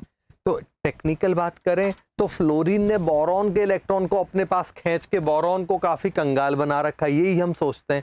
आयोडीन उतना तेजी से खींच नहीं पाता, तो इसलिए आयोडीन पे उतनी गरीबी नहीं है। ये बात क्लियर हुई आपको? कोई प्रॉब्लम है इसमें तो बोल दो। ठीक है ना? आ गया कि नहीं आया समझ में? बोलो। अब भाई शांत रहो, अब पढ़ाई पे ध्यान दो, बहुत मस्ती हो गई है। ठीक है? यहां पर आप बात करें तो अब हम बात कर रहे हैं यहां पर, तो ये इलेक्ट्रोनेगेटिविटी के हिसाब से हमें ये लगना चाहिए कि ये एकदम कंगाल है और ये थोड़ा अमीर है, लेकिन है क्या? फ्लोरीन कह रहा है बोरॉन को, प्रैक्टिकली समझना, फ्लोरीन कह रहा है बोरॉन को कि टेंशन मतलब मैं तेरे से मजे ले रहा हूं ऐसे ही। बोले मैं तेरे इलेक्ट्रॉन लेके जाऊंगा भी तो कहां जाऊंगा, मेरे पास तो जगह है ही नहीं। तो ऐसे जल से कर तू तो आराम से, ऐसे ही मजे ले रहा हूं मैं, तो मैं तेरे इलेक्ट्रॉन खींच तो रहा हूं, लेकिन लेके जाने का चांस ही नहीं है, मेरे पास जगह ही नहीं है। लेकिन आयोडीन की ताकत कम है, लेकिन जैसे ही मौका मिलेगा आयोडीन क्या करेगा, बोरॉन के इलेक्ट्रॉन को छुपा लेगा। बोरॉन आयोडीन का बॉन्ड है, ठीक है ना? तो बोरॉन और आयोडीन में आयोडीन ने बॉन्ड को अपनी तरफ थोड़ा खींच रखा है, इतना भी नहीं खींच रखा जितना यहां खींच रखा है, लेकिन आयोडीन बोरॉन को कहता है देख कबूतर, और बोरॉन उधर देखता कबूतर, इतनी देर में छुपा के अलग रख लिया। इसके वेकेंट डी ऑर्बिटल में आयोडीन अपने वेकेंट डी ऑर्बिटल में बोरॉन के इलेक्ट्रॉन्स को विड्रॉ करा के रख लेता है। आया ना? आया कि नहीं आया समझ में? कोई डाउट है तो बोल दो। तो इलेक्ट्रोनेगेटिविटी कंसेप्ट कुछ और कहता है, लेकिन अब बात करते हैं ऐसा क्यों है। तो आंसर है ड्यू टू, मतलब लैंग्वेज को शॉर्ट लिख दूं, ऐसे चलने पर क्या हो रहा है, अवेलेबिलिटी ऑफ वेकेंट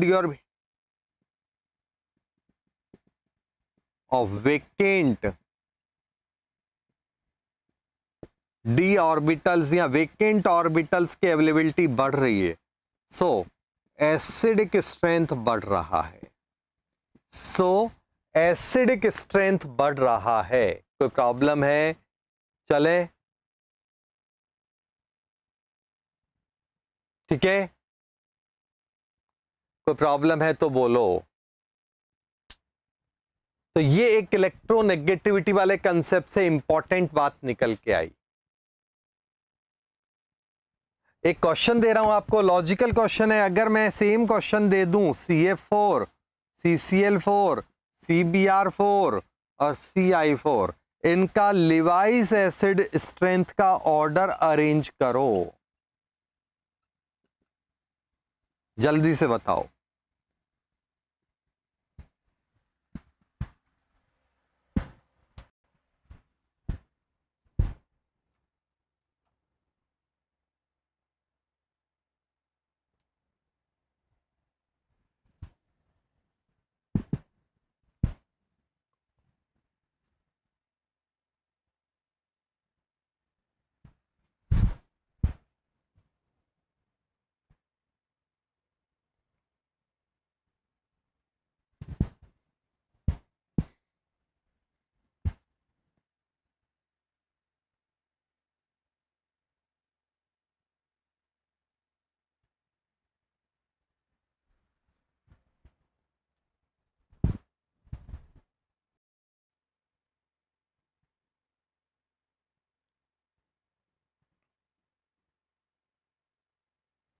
हुआ कुछ?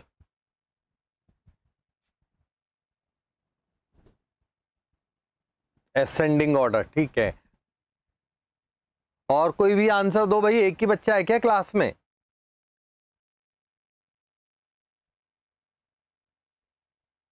लिजेंड की जगह इसका नाम लिगेंड रख दें तो कैसा रहेगा? अभी तो लिगेंड चल भी रहे।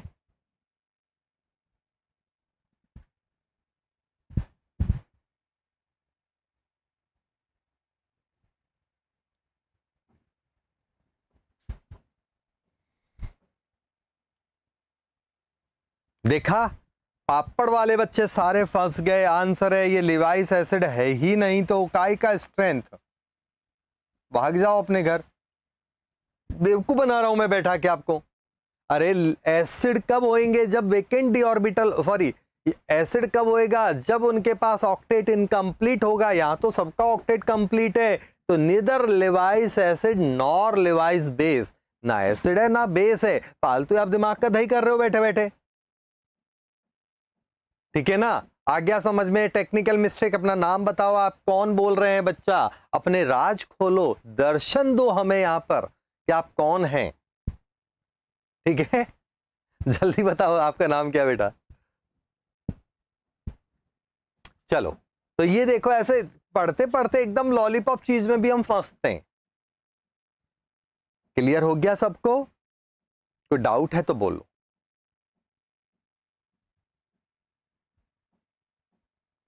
तो अगर मैं कहूं, यहीं से ही क्वेश्चन निकालता हूं, CCl4 SiCl4 GeCl4 ऐसे चल रहे हैं, तो इनका ऐसे चलने पर हाइड्रोलिसिस का ऑर्डर क्या होगा?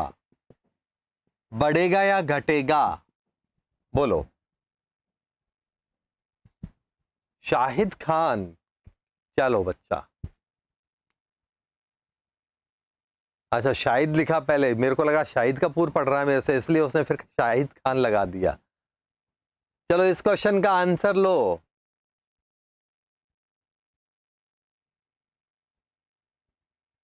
हाइड्रोलिसिस का ऑर्डर क्या होगा? बढ़ेगा या घटेगा? बढ़ेगा। क्यों बढ़ेगा? तो हाइड्रोलिसिस इंक्रीजेज, क्यों?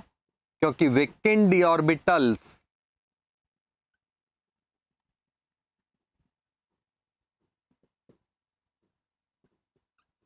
इंक्रीजेज। हाइड्रोलिसिस बढ़ेगा। हाइड्रोलिसिस क्यों बढ़ रहा है? उसका कारण है वेकेंट डी ऑर्बिटल्स इंक्रीजेज। आया ना? कोई डाउट है तो बोल दो।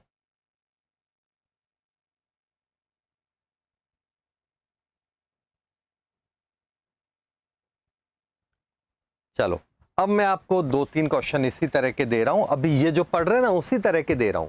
पहला, लिवाइस एसिड स्ट्रेंथ के ऑर्डर आप अरेंज करो with logic. BCl3 AlCl3 GaCl3, तीन, बाकी तो सब सेम है। दूसरा, AlF3 AlCl3 AlBr3 AlI3। तीसरा, तीसरा जो लॉजिक है आपका, मतलब एक एक हेलोजन फिक्स करके ले लिया और दूसरे में अपने एलिमेंट चेंज कर दिए, हेलोजन चेंज कर दिए। ठीक है, 13 ग्रुप के दो ही इस तरह के क्वेश्चंस बनते हैं हेलाइड्स पर। जल्दी करो। तो ये आपके हेलोजन से रिएक्शन का कंसेप्ट भी हो गया।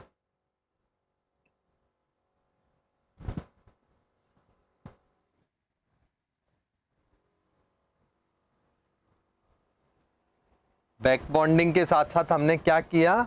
रिएक्शन विद हेलोजन था।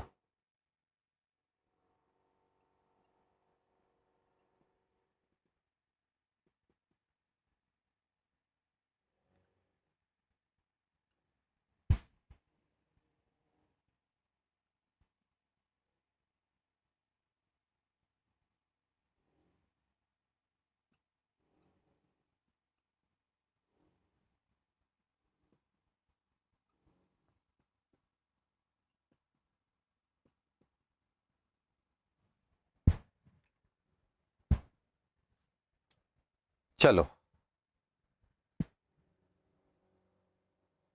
पहला वाला है आपका कि इन सब में क्या लिखा आपने, डिक्रीजेज।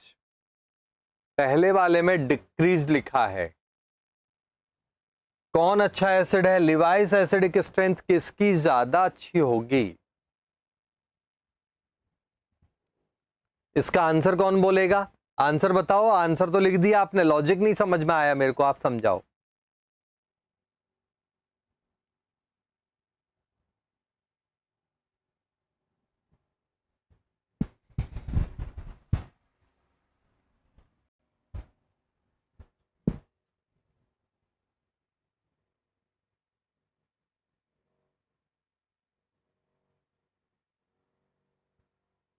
बोलो भाई।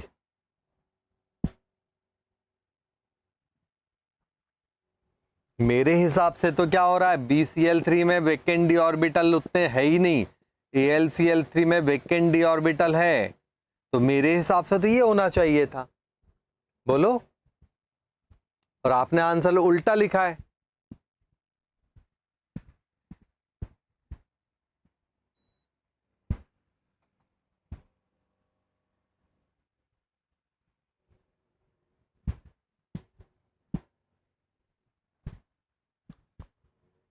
लॉजिक दो, अब फंस रहे हो तो।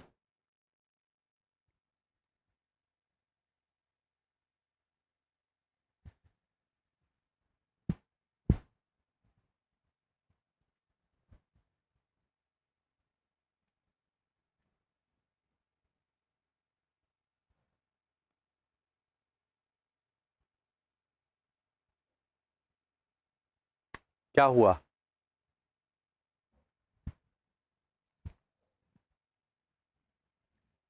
अटक रहे हो? क्या लिखा? BCl3 नहीं है वेकेंट डी, इसलिए अच्छा एसिड है। लिवाइस एसिड के लिए क्या है, जिसके पास जितना ज्यादा जगह खाली होती है, चाहे वो वेकेंट डी ऑर्बिटल हो या कहीं से भी हो, वो उतना अच्छा एसिड होता है। आया समझ में? जिसके पास जितना जगह ज्यादा खाली होगी वो उतना अच्छा एसिड होगा, ये लॉजिक होता है इसका।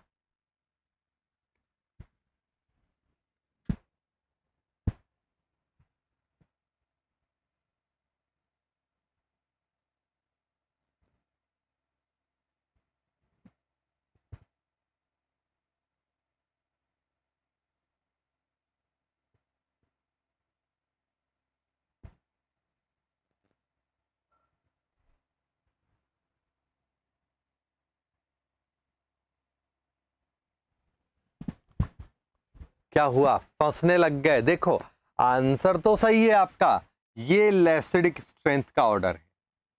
आंसर तो आपने सही लिखा है, लेकिन आपको लॉजिक का आइडिया नहीं लग रहा है ना? देख लो, यहां पर क्या हो रहा है, साइज डिफरेंस है। तो अभी आपको बताया था, यहां पर इसमें क्या होता है, ये Al2Cl6 बना के अपनी डेफिशिएंसी को इजीली कंप्लीट कर लेते हैं। रिपीट कर रहा हूं, जैसे जैसे ऐसे चल रहे हैं, लिवाइस एसिडिक स्ट्रेंथ कम हो रही है, क्योंकि ऐसे चलने पर डायमर फॉर्मेशन इजी हो रहा है।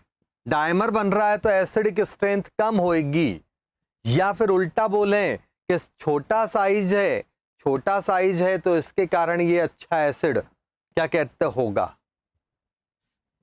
साइज ऑफ सेंट्रल एलिमेंट या एटम इंक्रीज हो रहा है। कुछ भी बोल सकते हो, मेन आंसर तो डायमर वाला है ही आपके पास। इसमें क्या होगा? दूसरे वाले का आंसर बोलो। Decreases.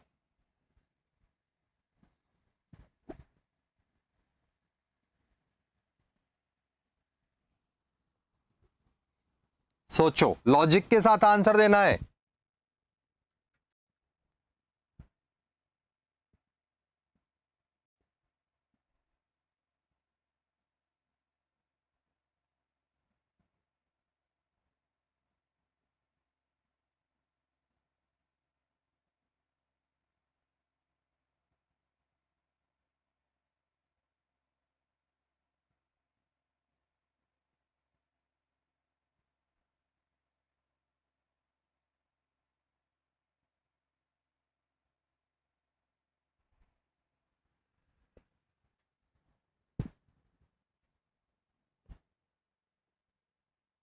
In second increases decreases. अब यहां देखो कंफ्यूजन क्रिएट होने लग गया, यहां देखो फंस गए आप तो ये पहले दूसरे केस में ही ये रहा। उसका कारण क्या है, इलेक्ट्रॉन इधर जा रहा है तो यहां पॉजिटिव चार्ज इंक्रीज होगा, यहां पर मतलब ऐसे चल रहे हैं तो इलेक्ट्रोनेगेटिविटी ऑफ हेलोजन डिक्रीज होता है, हाँ या ना। हेलोजन की इलेक्ट्रोनेगेटिविटी डिक्रीज होगी, so positive density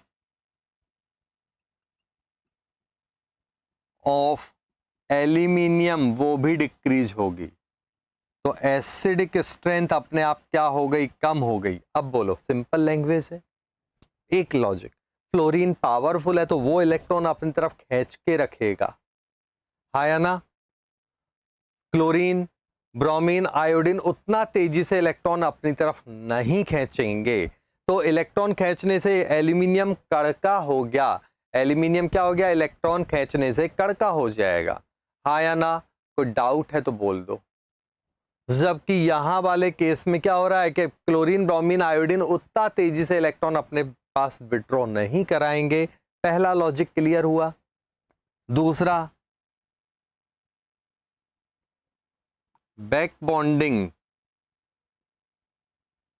of halogens. Halogen में आपको पता है कि chlorine, bromine easily increases, so acidic strength decreases. वही बैक बॉन्डिंग करा के ऑक्टेट या इनकम्प्लीट इलेक्ट्रॉन डेफिशिएंसी है उसको खत्म कर देंगे, हाँ या ना। जल्दी से कमेंट दे दो, कुछ प्रॉब्लम है तो बोलो। तो ये हमने 13 और 14 को कंबाइंड केस में हैलाइड के रिएक्शन और उनकी प्रॉपर्टीज के हिसाब से खत्म कर डाला। लॉजिक लगाओ, नहीं तो हर पग पग पे आपको आंसर उल्टे मिलेंगे। ऑर्डर कितने याद रखोगे, ऑर्डर अगर याद रखोगे तो कंफ्यूज भी रहोगे, लॉजिक रखोगे तो कंफ्यूजन कम रहेगा। आ रहा है समझ में कि प्रॉब्लम हो रहा है, जल्दी बोलो।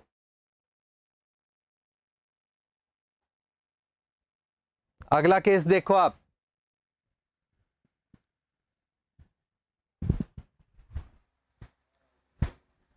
आगे शेयर कर।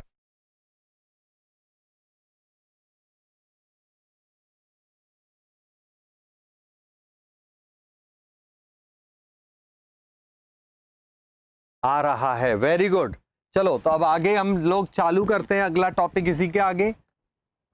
ये पूरा बैक बॉन्डिंग में हैलाइड के एग्जाम्पल आए थे तो मैंने वो पूरा सिर पैर खत्म ही कर दिया उसका, ना रहेगा बांस ना बजेगी बांसुरी, है कि नहीं। अगला टॉपिक देखते हैं हम, फटाफट देखो आप, आपके सामने स्क्रीन पर आता है, उसको डिस्कस करता हूं।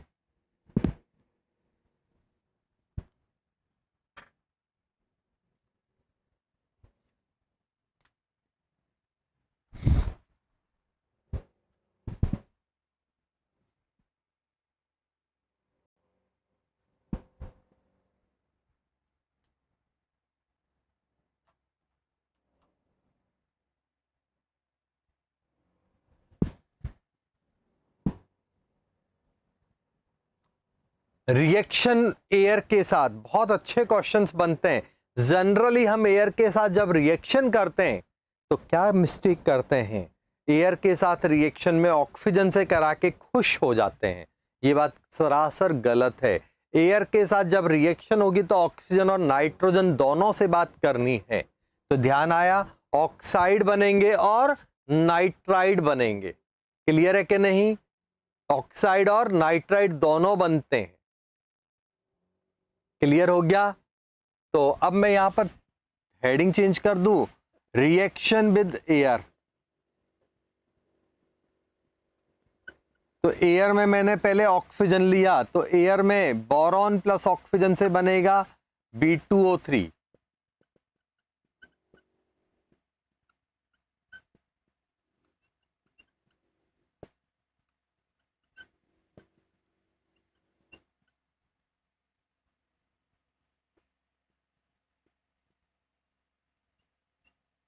मेन ये कंपाउंड बनते हैं, ये एसिडिक नेचर का होता है, ये एम्फोटेरिक नेचर का होता है, ये बेसिक नेचर के हैं, सारे के सारे बेसिक हैं। रिएक्शन कैसे हुई बताने की जरूरत है तो बता देता हूं। बोरॉन प्लस O2, ये लो खुश हो जाओ, B2O3 बनेगा, बैलेंस कर लेना। तो वो तो टाइम पास है, रिएक्शन कैसे हुई वो जरूरत नहीं है। ये समझ में आया? क्लियर है कि नहीं? तो ऑक्साइड बनते हैं, रिएक्शन विद एयर में ऑक्सीजन है तो ऑक्साइड बनेंगे, और रिएक्शन विद नाइट्रोजन है तो नाइट्राइड बनेंगे। बोरॉन प्लस N2 क्या बनेगा? Bn बनेगा। तो यहां बन गया BnAlN, ठीक है ना। फिर आगे इतना पॉपुलर नहीं है तो केवल ये दो ही काम के हैं आपके, ठीक है। बोलो अब एक चीज देखो, टॉप टू बॉटम एक बात ध्यान रखना, टॉप टू बॉटम रिएक्टिविटी हर केस में बढ़ती है। ये बात नोट डाल लो, बार बार बोलने की जरूरत नहीं है, केवल यही नहीं पूरी पीरियोडिक टेबल में नोट, पूरे ब्लॉक्स में top to bottom chemical reactivity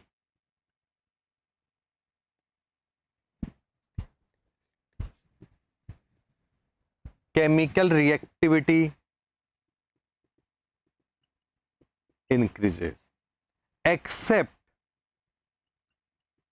with nitrogen. Nitrogen के अलावा बाकी सारे केसेस में टॉप टू बॉटम रिएक्टिविटी बढ़ती है। नाइट्रोजन ही ऐसा एग्जाम्पल है जहां पर नीचे चलने पर रिएक्टिविटी कम होती जाती है। आ गया समझ में? बाकी ये बार बार हेलोजन के साथ रिएक्टिविटी टॉप टू बॉटम बढ़ा दो, ऑक्सीजन के साथ, हाइड्रोजन के साथ, पानी के साथ, सबके साथ बढ़ा दो, बार बार याद करने की जरूरत नहीं है। तो ये एक पंच में सारे मैच हम जीत जाएंगे, बस ध्यान रखना। बोलो कोई प्रॉब्लम है? जल्दी बताओ।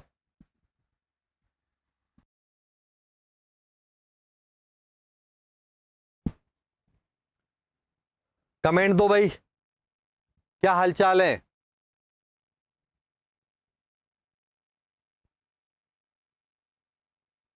N2 का high bond strength triple bond, बिल्कुल लॉजिक है वो। नाइट्रोजन बहुत कम रिएक्टिव है, ऑलमोस्ट इनर्ट होता है। नाइट्रोजन ऑलमोस्ट इनर्ट होता है, इसलिए नाइट्रोजन के बहुत कम कंपाउंड नोन है। उसका कारण है बॉन्ड ऑर्डर 3 है, ठीक है। चले हम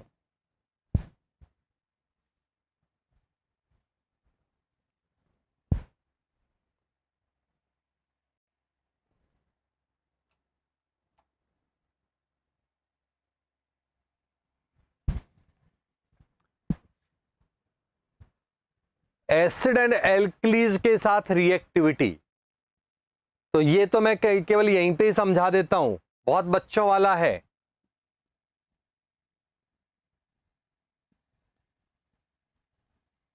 देखो अगला हेडिंग है एसिड और एल्कलीज के साथ रिएक्टिविटी। तो यहां पर आपको पता है मेटल है तो एसिड के साथ रिएक्शन करते हैं, कंसेप्ट बोल देता हूं। मेटल एसिड के साथ रिएक्शन करके सॉल्ट बनाते हैं, साथ में हाइड्रोजन गैस देते हैं। बेस के साथ सॉल्ट बनता है, साथ में हाइड्रोजन गैस देते हैं। Only amphoteric metals can react with base.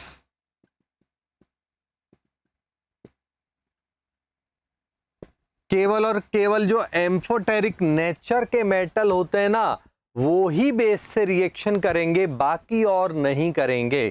इसका मतलब एग्जाम्पल है जिंक है, एल्यूमिनियम, ये दो तो बहुत पॉपुलर है, लेड है, ये है गैलियम है, ये कुछ ऐसे एग्जाम्पल है, ठीक है ना, जो रिएक्शन कर लेते हैं। तो मेन तो ये 2-3 ज्यादा याद रखना, पहले 2 तो बिल्कुल रटे होने चाहिए, ठीक है। अगर आपसे कहा जाए, मान लो कि मैं कहूं कैल्शियम है, NaOH के साथ रिएक्शन कराओ, क्या होगा? बोलो। तो आंसर है कोई रिएक्शन नहीं होगा, क्योंकि कैल्शियम एम्फोटेरिक मेटल नहीं है। अगर मैं कहूं सोडियम की KOH के साथ रिएक्शन कराओ, तो बैठ के ढोलकी बजाओ, कुछ नहीं होने वाला है, ठीक है ना? बोलो। एक बच्चे ने लिखा है बेरिलियम का क्या होगा, तो बेरिलियम लिख देते हैं, बेरिलियम को भी ले सकते हैं। बेरिलियम की जब रिएक्शन करवाते हैं हम लोग NaOH वगैरह के साथ, तो रिएक्शन होगा, हाइड्रोजन गैस निकलेगी।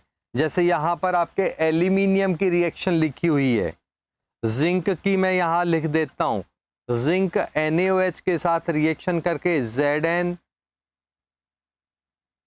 Na2ZnO2 बनेगा।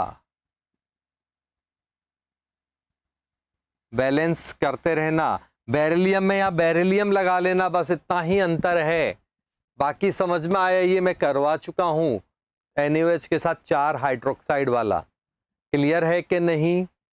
हेलोजन वाला केस हम पढ़ा चुके हैं, ठीक है।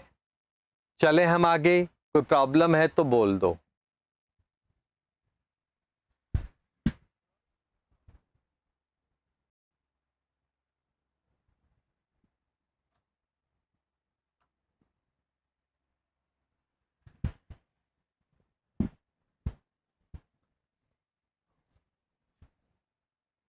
इजी मैथ्स, हेलो भाई, कौन बोल रहे हैं ये इजी मैथ्स?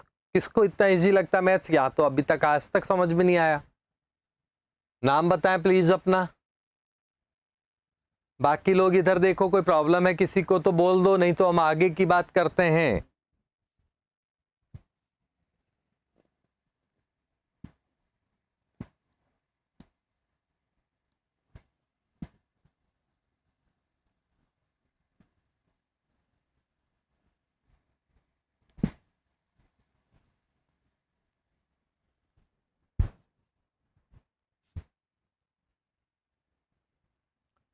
अब देखो,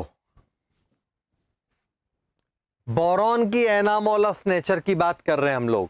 बोरॉन की एनामोलस बिहेव होता है, तो बोरॉन के इसे ही मतलब नहीं है। लिथियम जो टॉप मेंबर होता है ना, लिथियम, बेरिलियम, बोरॉन से लेके फ्लोरीन, इन सब के साथ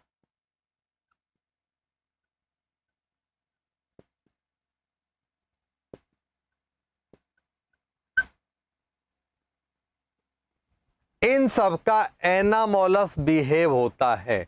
लिथियम, बेरिलियम वगैरह वगैरह, ये सब क्या करते हैं? अपने खानदान के मेंबर हैं, लीडर जो हैं सबसे ऊपर वाले, ये एनामोलस बिहेव शो करते हैं। क्लियर? ऐसा क्यों? Due to small size, high electronegativity, high IP.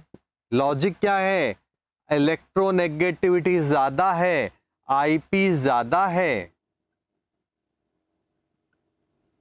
Clear है कि नहीं? तो ये कुछ लॉजिक है, ठीक है ना। इसके कारण क्या होता है, ये अपने खानदान के साथ जो डिसिमिलरिटीज शो कर जाते हैं, कुछ एनामोलस बिहेव शो करते हैं। इसी के कारण मैंने बताया था, जैसे ही फ्लोरीन से क्लोरीन में आते हैं, इलेक्ट्रोनेगेटिविटी एंड अदर प्रॉपर्टीज जो होती है वो एकदम, इलेक्ट्रोनेगेटिविटी और ये एकदम से चेंज होती है, हाँ या ना? Anomalous behave. तो आपने अगर देखें तो lithium, beryllium, boron, carbon, sodium, magnesium, aluminium, silicon, ये भी आपने पढ़ा। इसी के कारण क्या होता है, इधर से सिमिलरिटी कम होके बाजू वाले से सिमिलरिटी हो जाती है, और इसी के नाम होता है डायगोनल रिलेशनशिप। एनामोलस नेचर भी हो गया और डायगोनल रिलेशनशिप भी हो गया, हाँ या ना? रूपाली कह रही है कॉपर का, कॉपर एम्फोटेरिक मेटल में नहीं आएगा बेटा। क्लियर? कॉपर उतना अच्छा एग्जांपल नहीं है, तो कॉपर को एम्फोटेरिक से अवॉइड करना।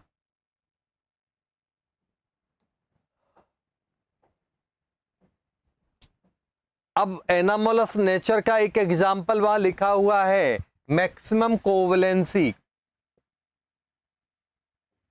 ऑफ बोरॉन कितना है, एल्यूमिनियम कितना है, तो बोरॉन का होता है 4। एग्जाम्पल देखते हैं हम, BF4 माइनस, एल्यूमिनियम का होता है 6। एग्जाम्पल जैसे हमने लिया हुआ है, पढ़ा हुआ है अभी, तो मैं डायरेक्ट टाइम वेस्ट किए बिना लिख देता हूं। तो ये भी एनामोलस नेचर है। हाँ या ना? कोई डाउट है तो बोल दो। कमेंट दो जल्दी से। समझ में आ गया? वहां बोर्ड पे जो लिखा हुआ है पेज पर वो भी देखो।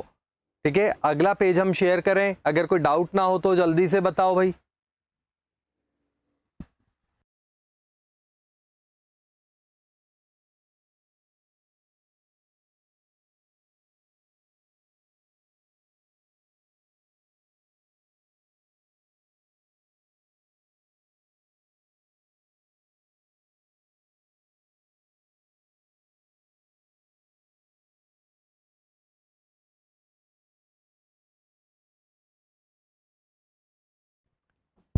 नहीं है, वेरी गुड। अब अगला पेज आपका चालू होता है बोरेक्स वाला पेज। तो वो 1 मिनट 2 मिनट दे रहा हूं आपको, रीड करो, उसके बाद उसको क्रॉस करते हैं।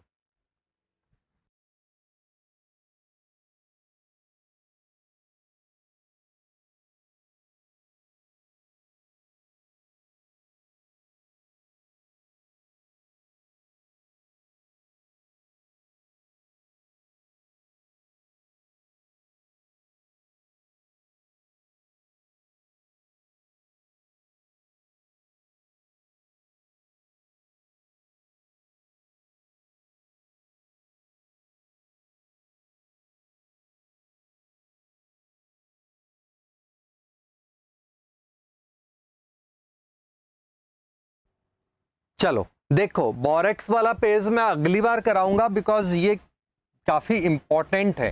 तो इसको अभी हम लोग इग्नोर करते हैं, और आपको स्क्रीन पर मैं शेयर कर रहा हूं 14 ग्रुप की प्रॉपर्टीज का पेज। आपको खुद को देखना है, समझा सारा चुका हूं, तो देखो आप फिर क्रॉस करते हैं उसमें। बोरेक्स को अगली बार करेंगे, टाइम लगेगा, इतना टाइम अभी अपने पास बचा नहीं है, जल्दी करो।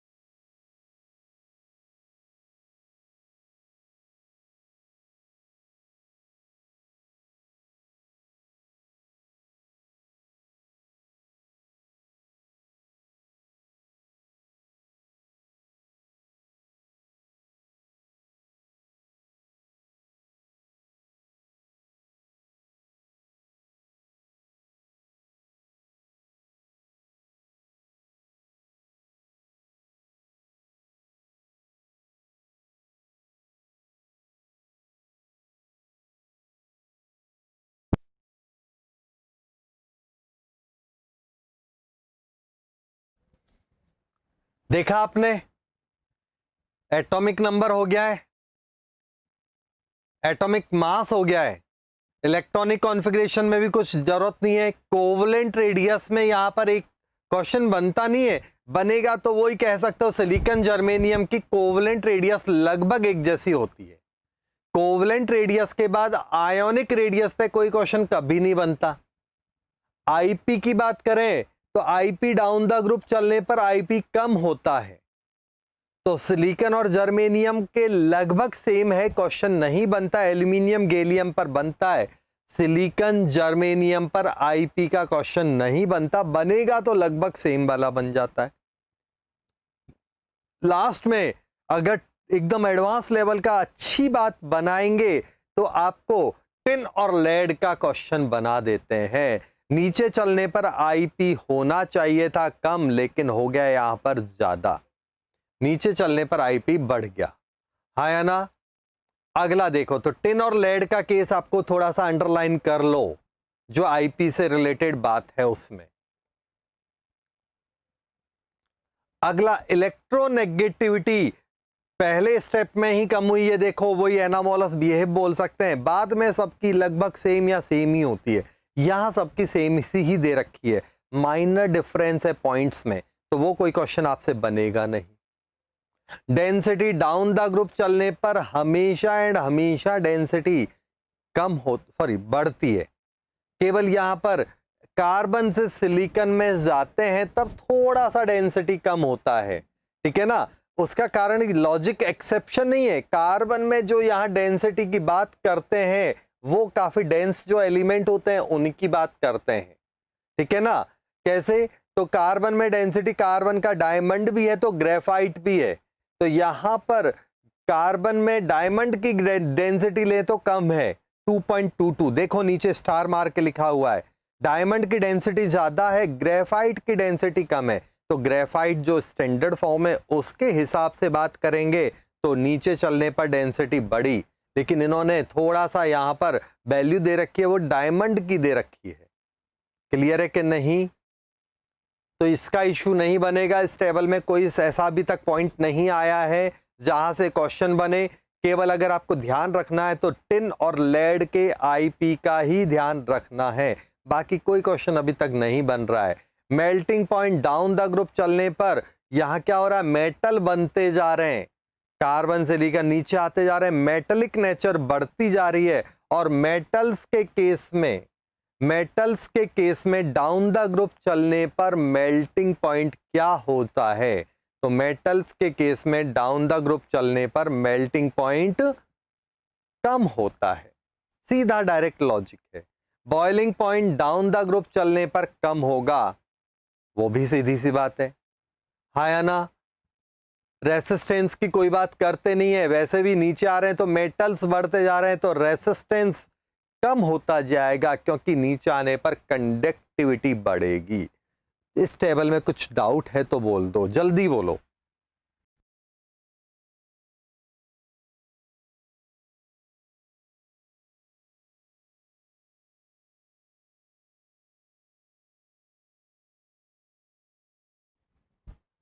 बोलो जल्दी से, इस टेबल में कोई डाउट। यहां पर पूरी टेबल में जैसे बोरॉन एल्यूमिनियम वाली में तो डाउट बनते हैं, वहां क्रॉस बनते हैं। यहां पर अगर हम बात करें तो पूरी टेबल में कोई क्वेश्चन नहीं बनेगा, बनेगा तो टिन और लेड का आईपी पे ही बनेगा, अदरवाइज बिंदास चलो। बाकी नॉर्मल लॉजिकल जो बातें होती है छोटे बच्चों वाली, वही क्वेश्चन बनने वाले हैं। दूस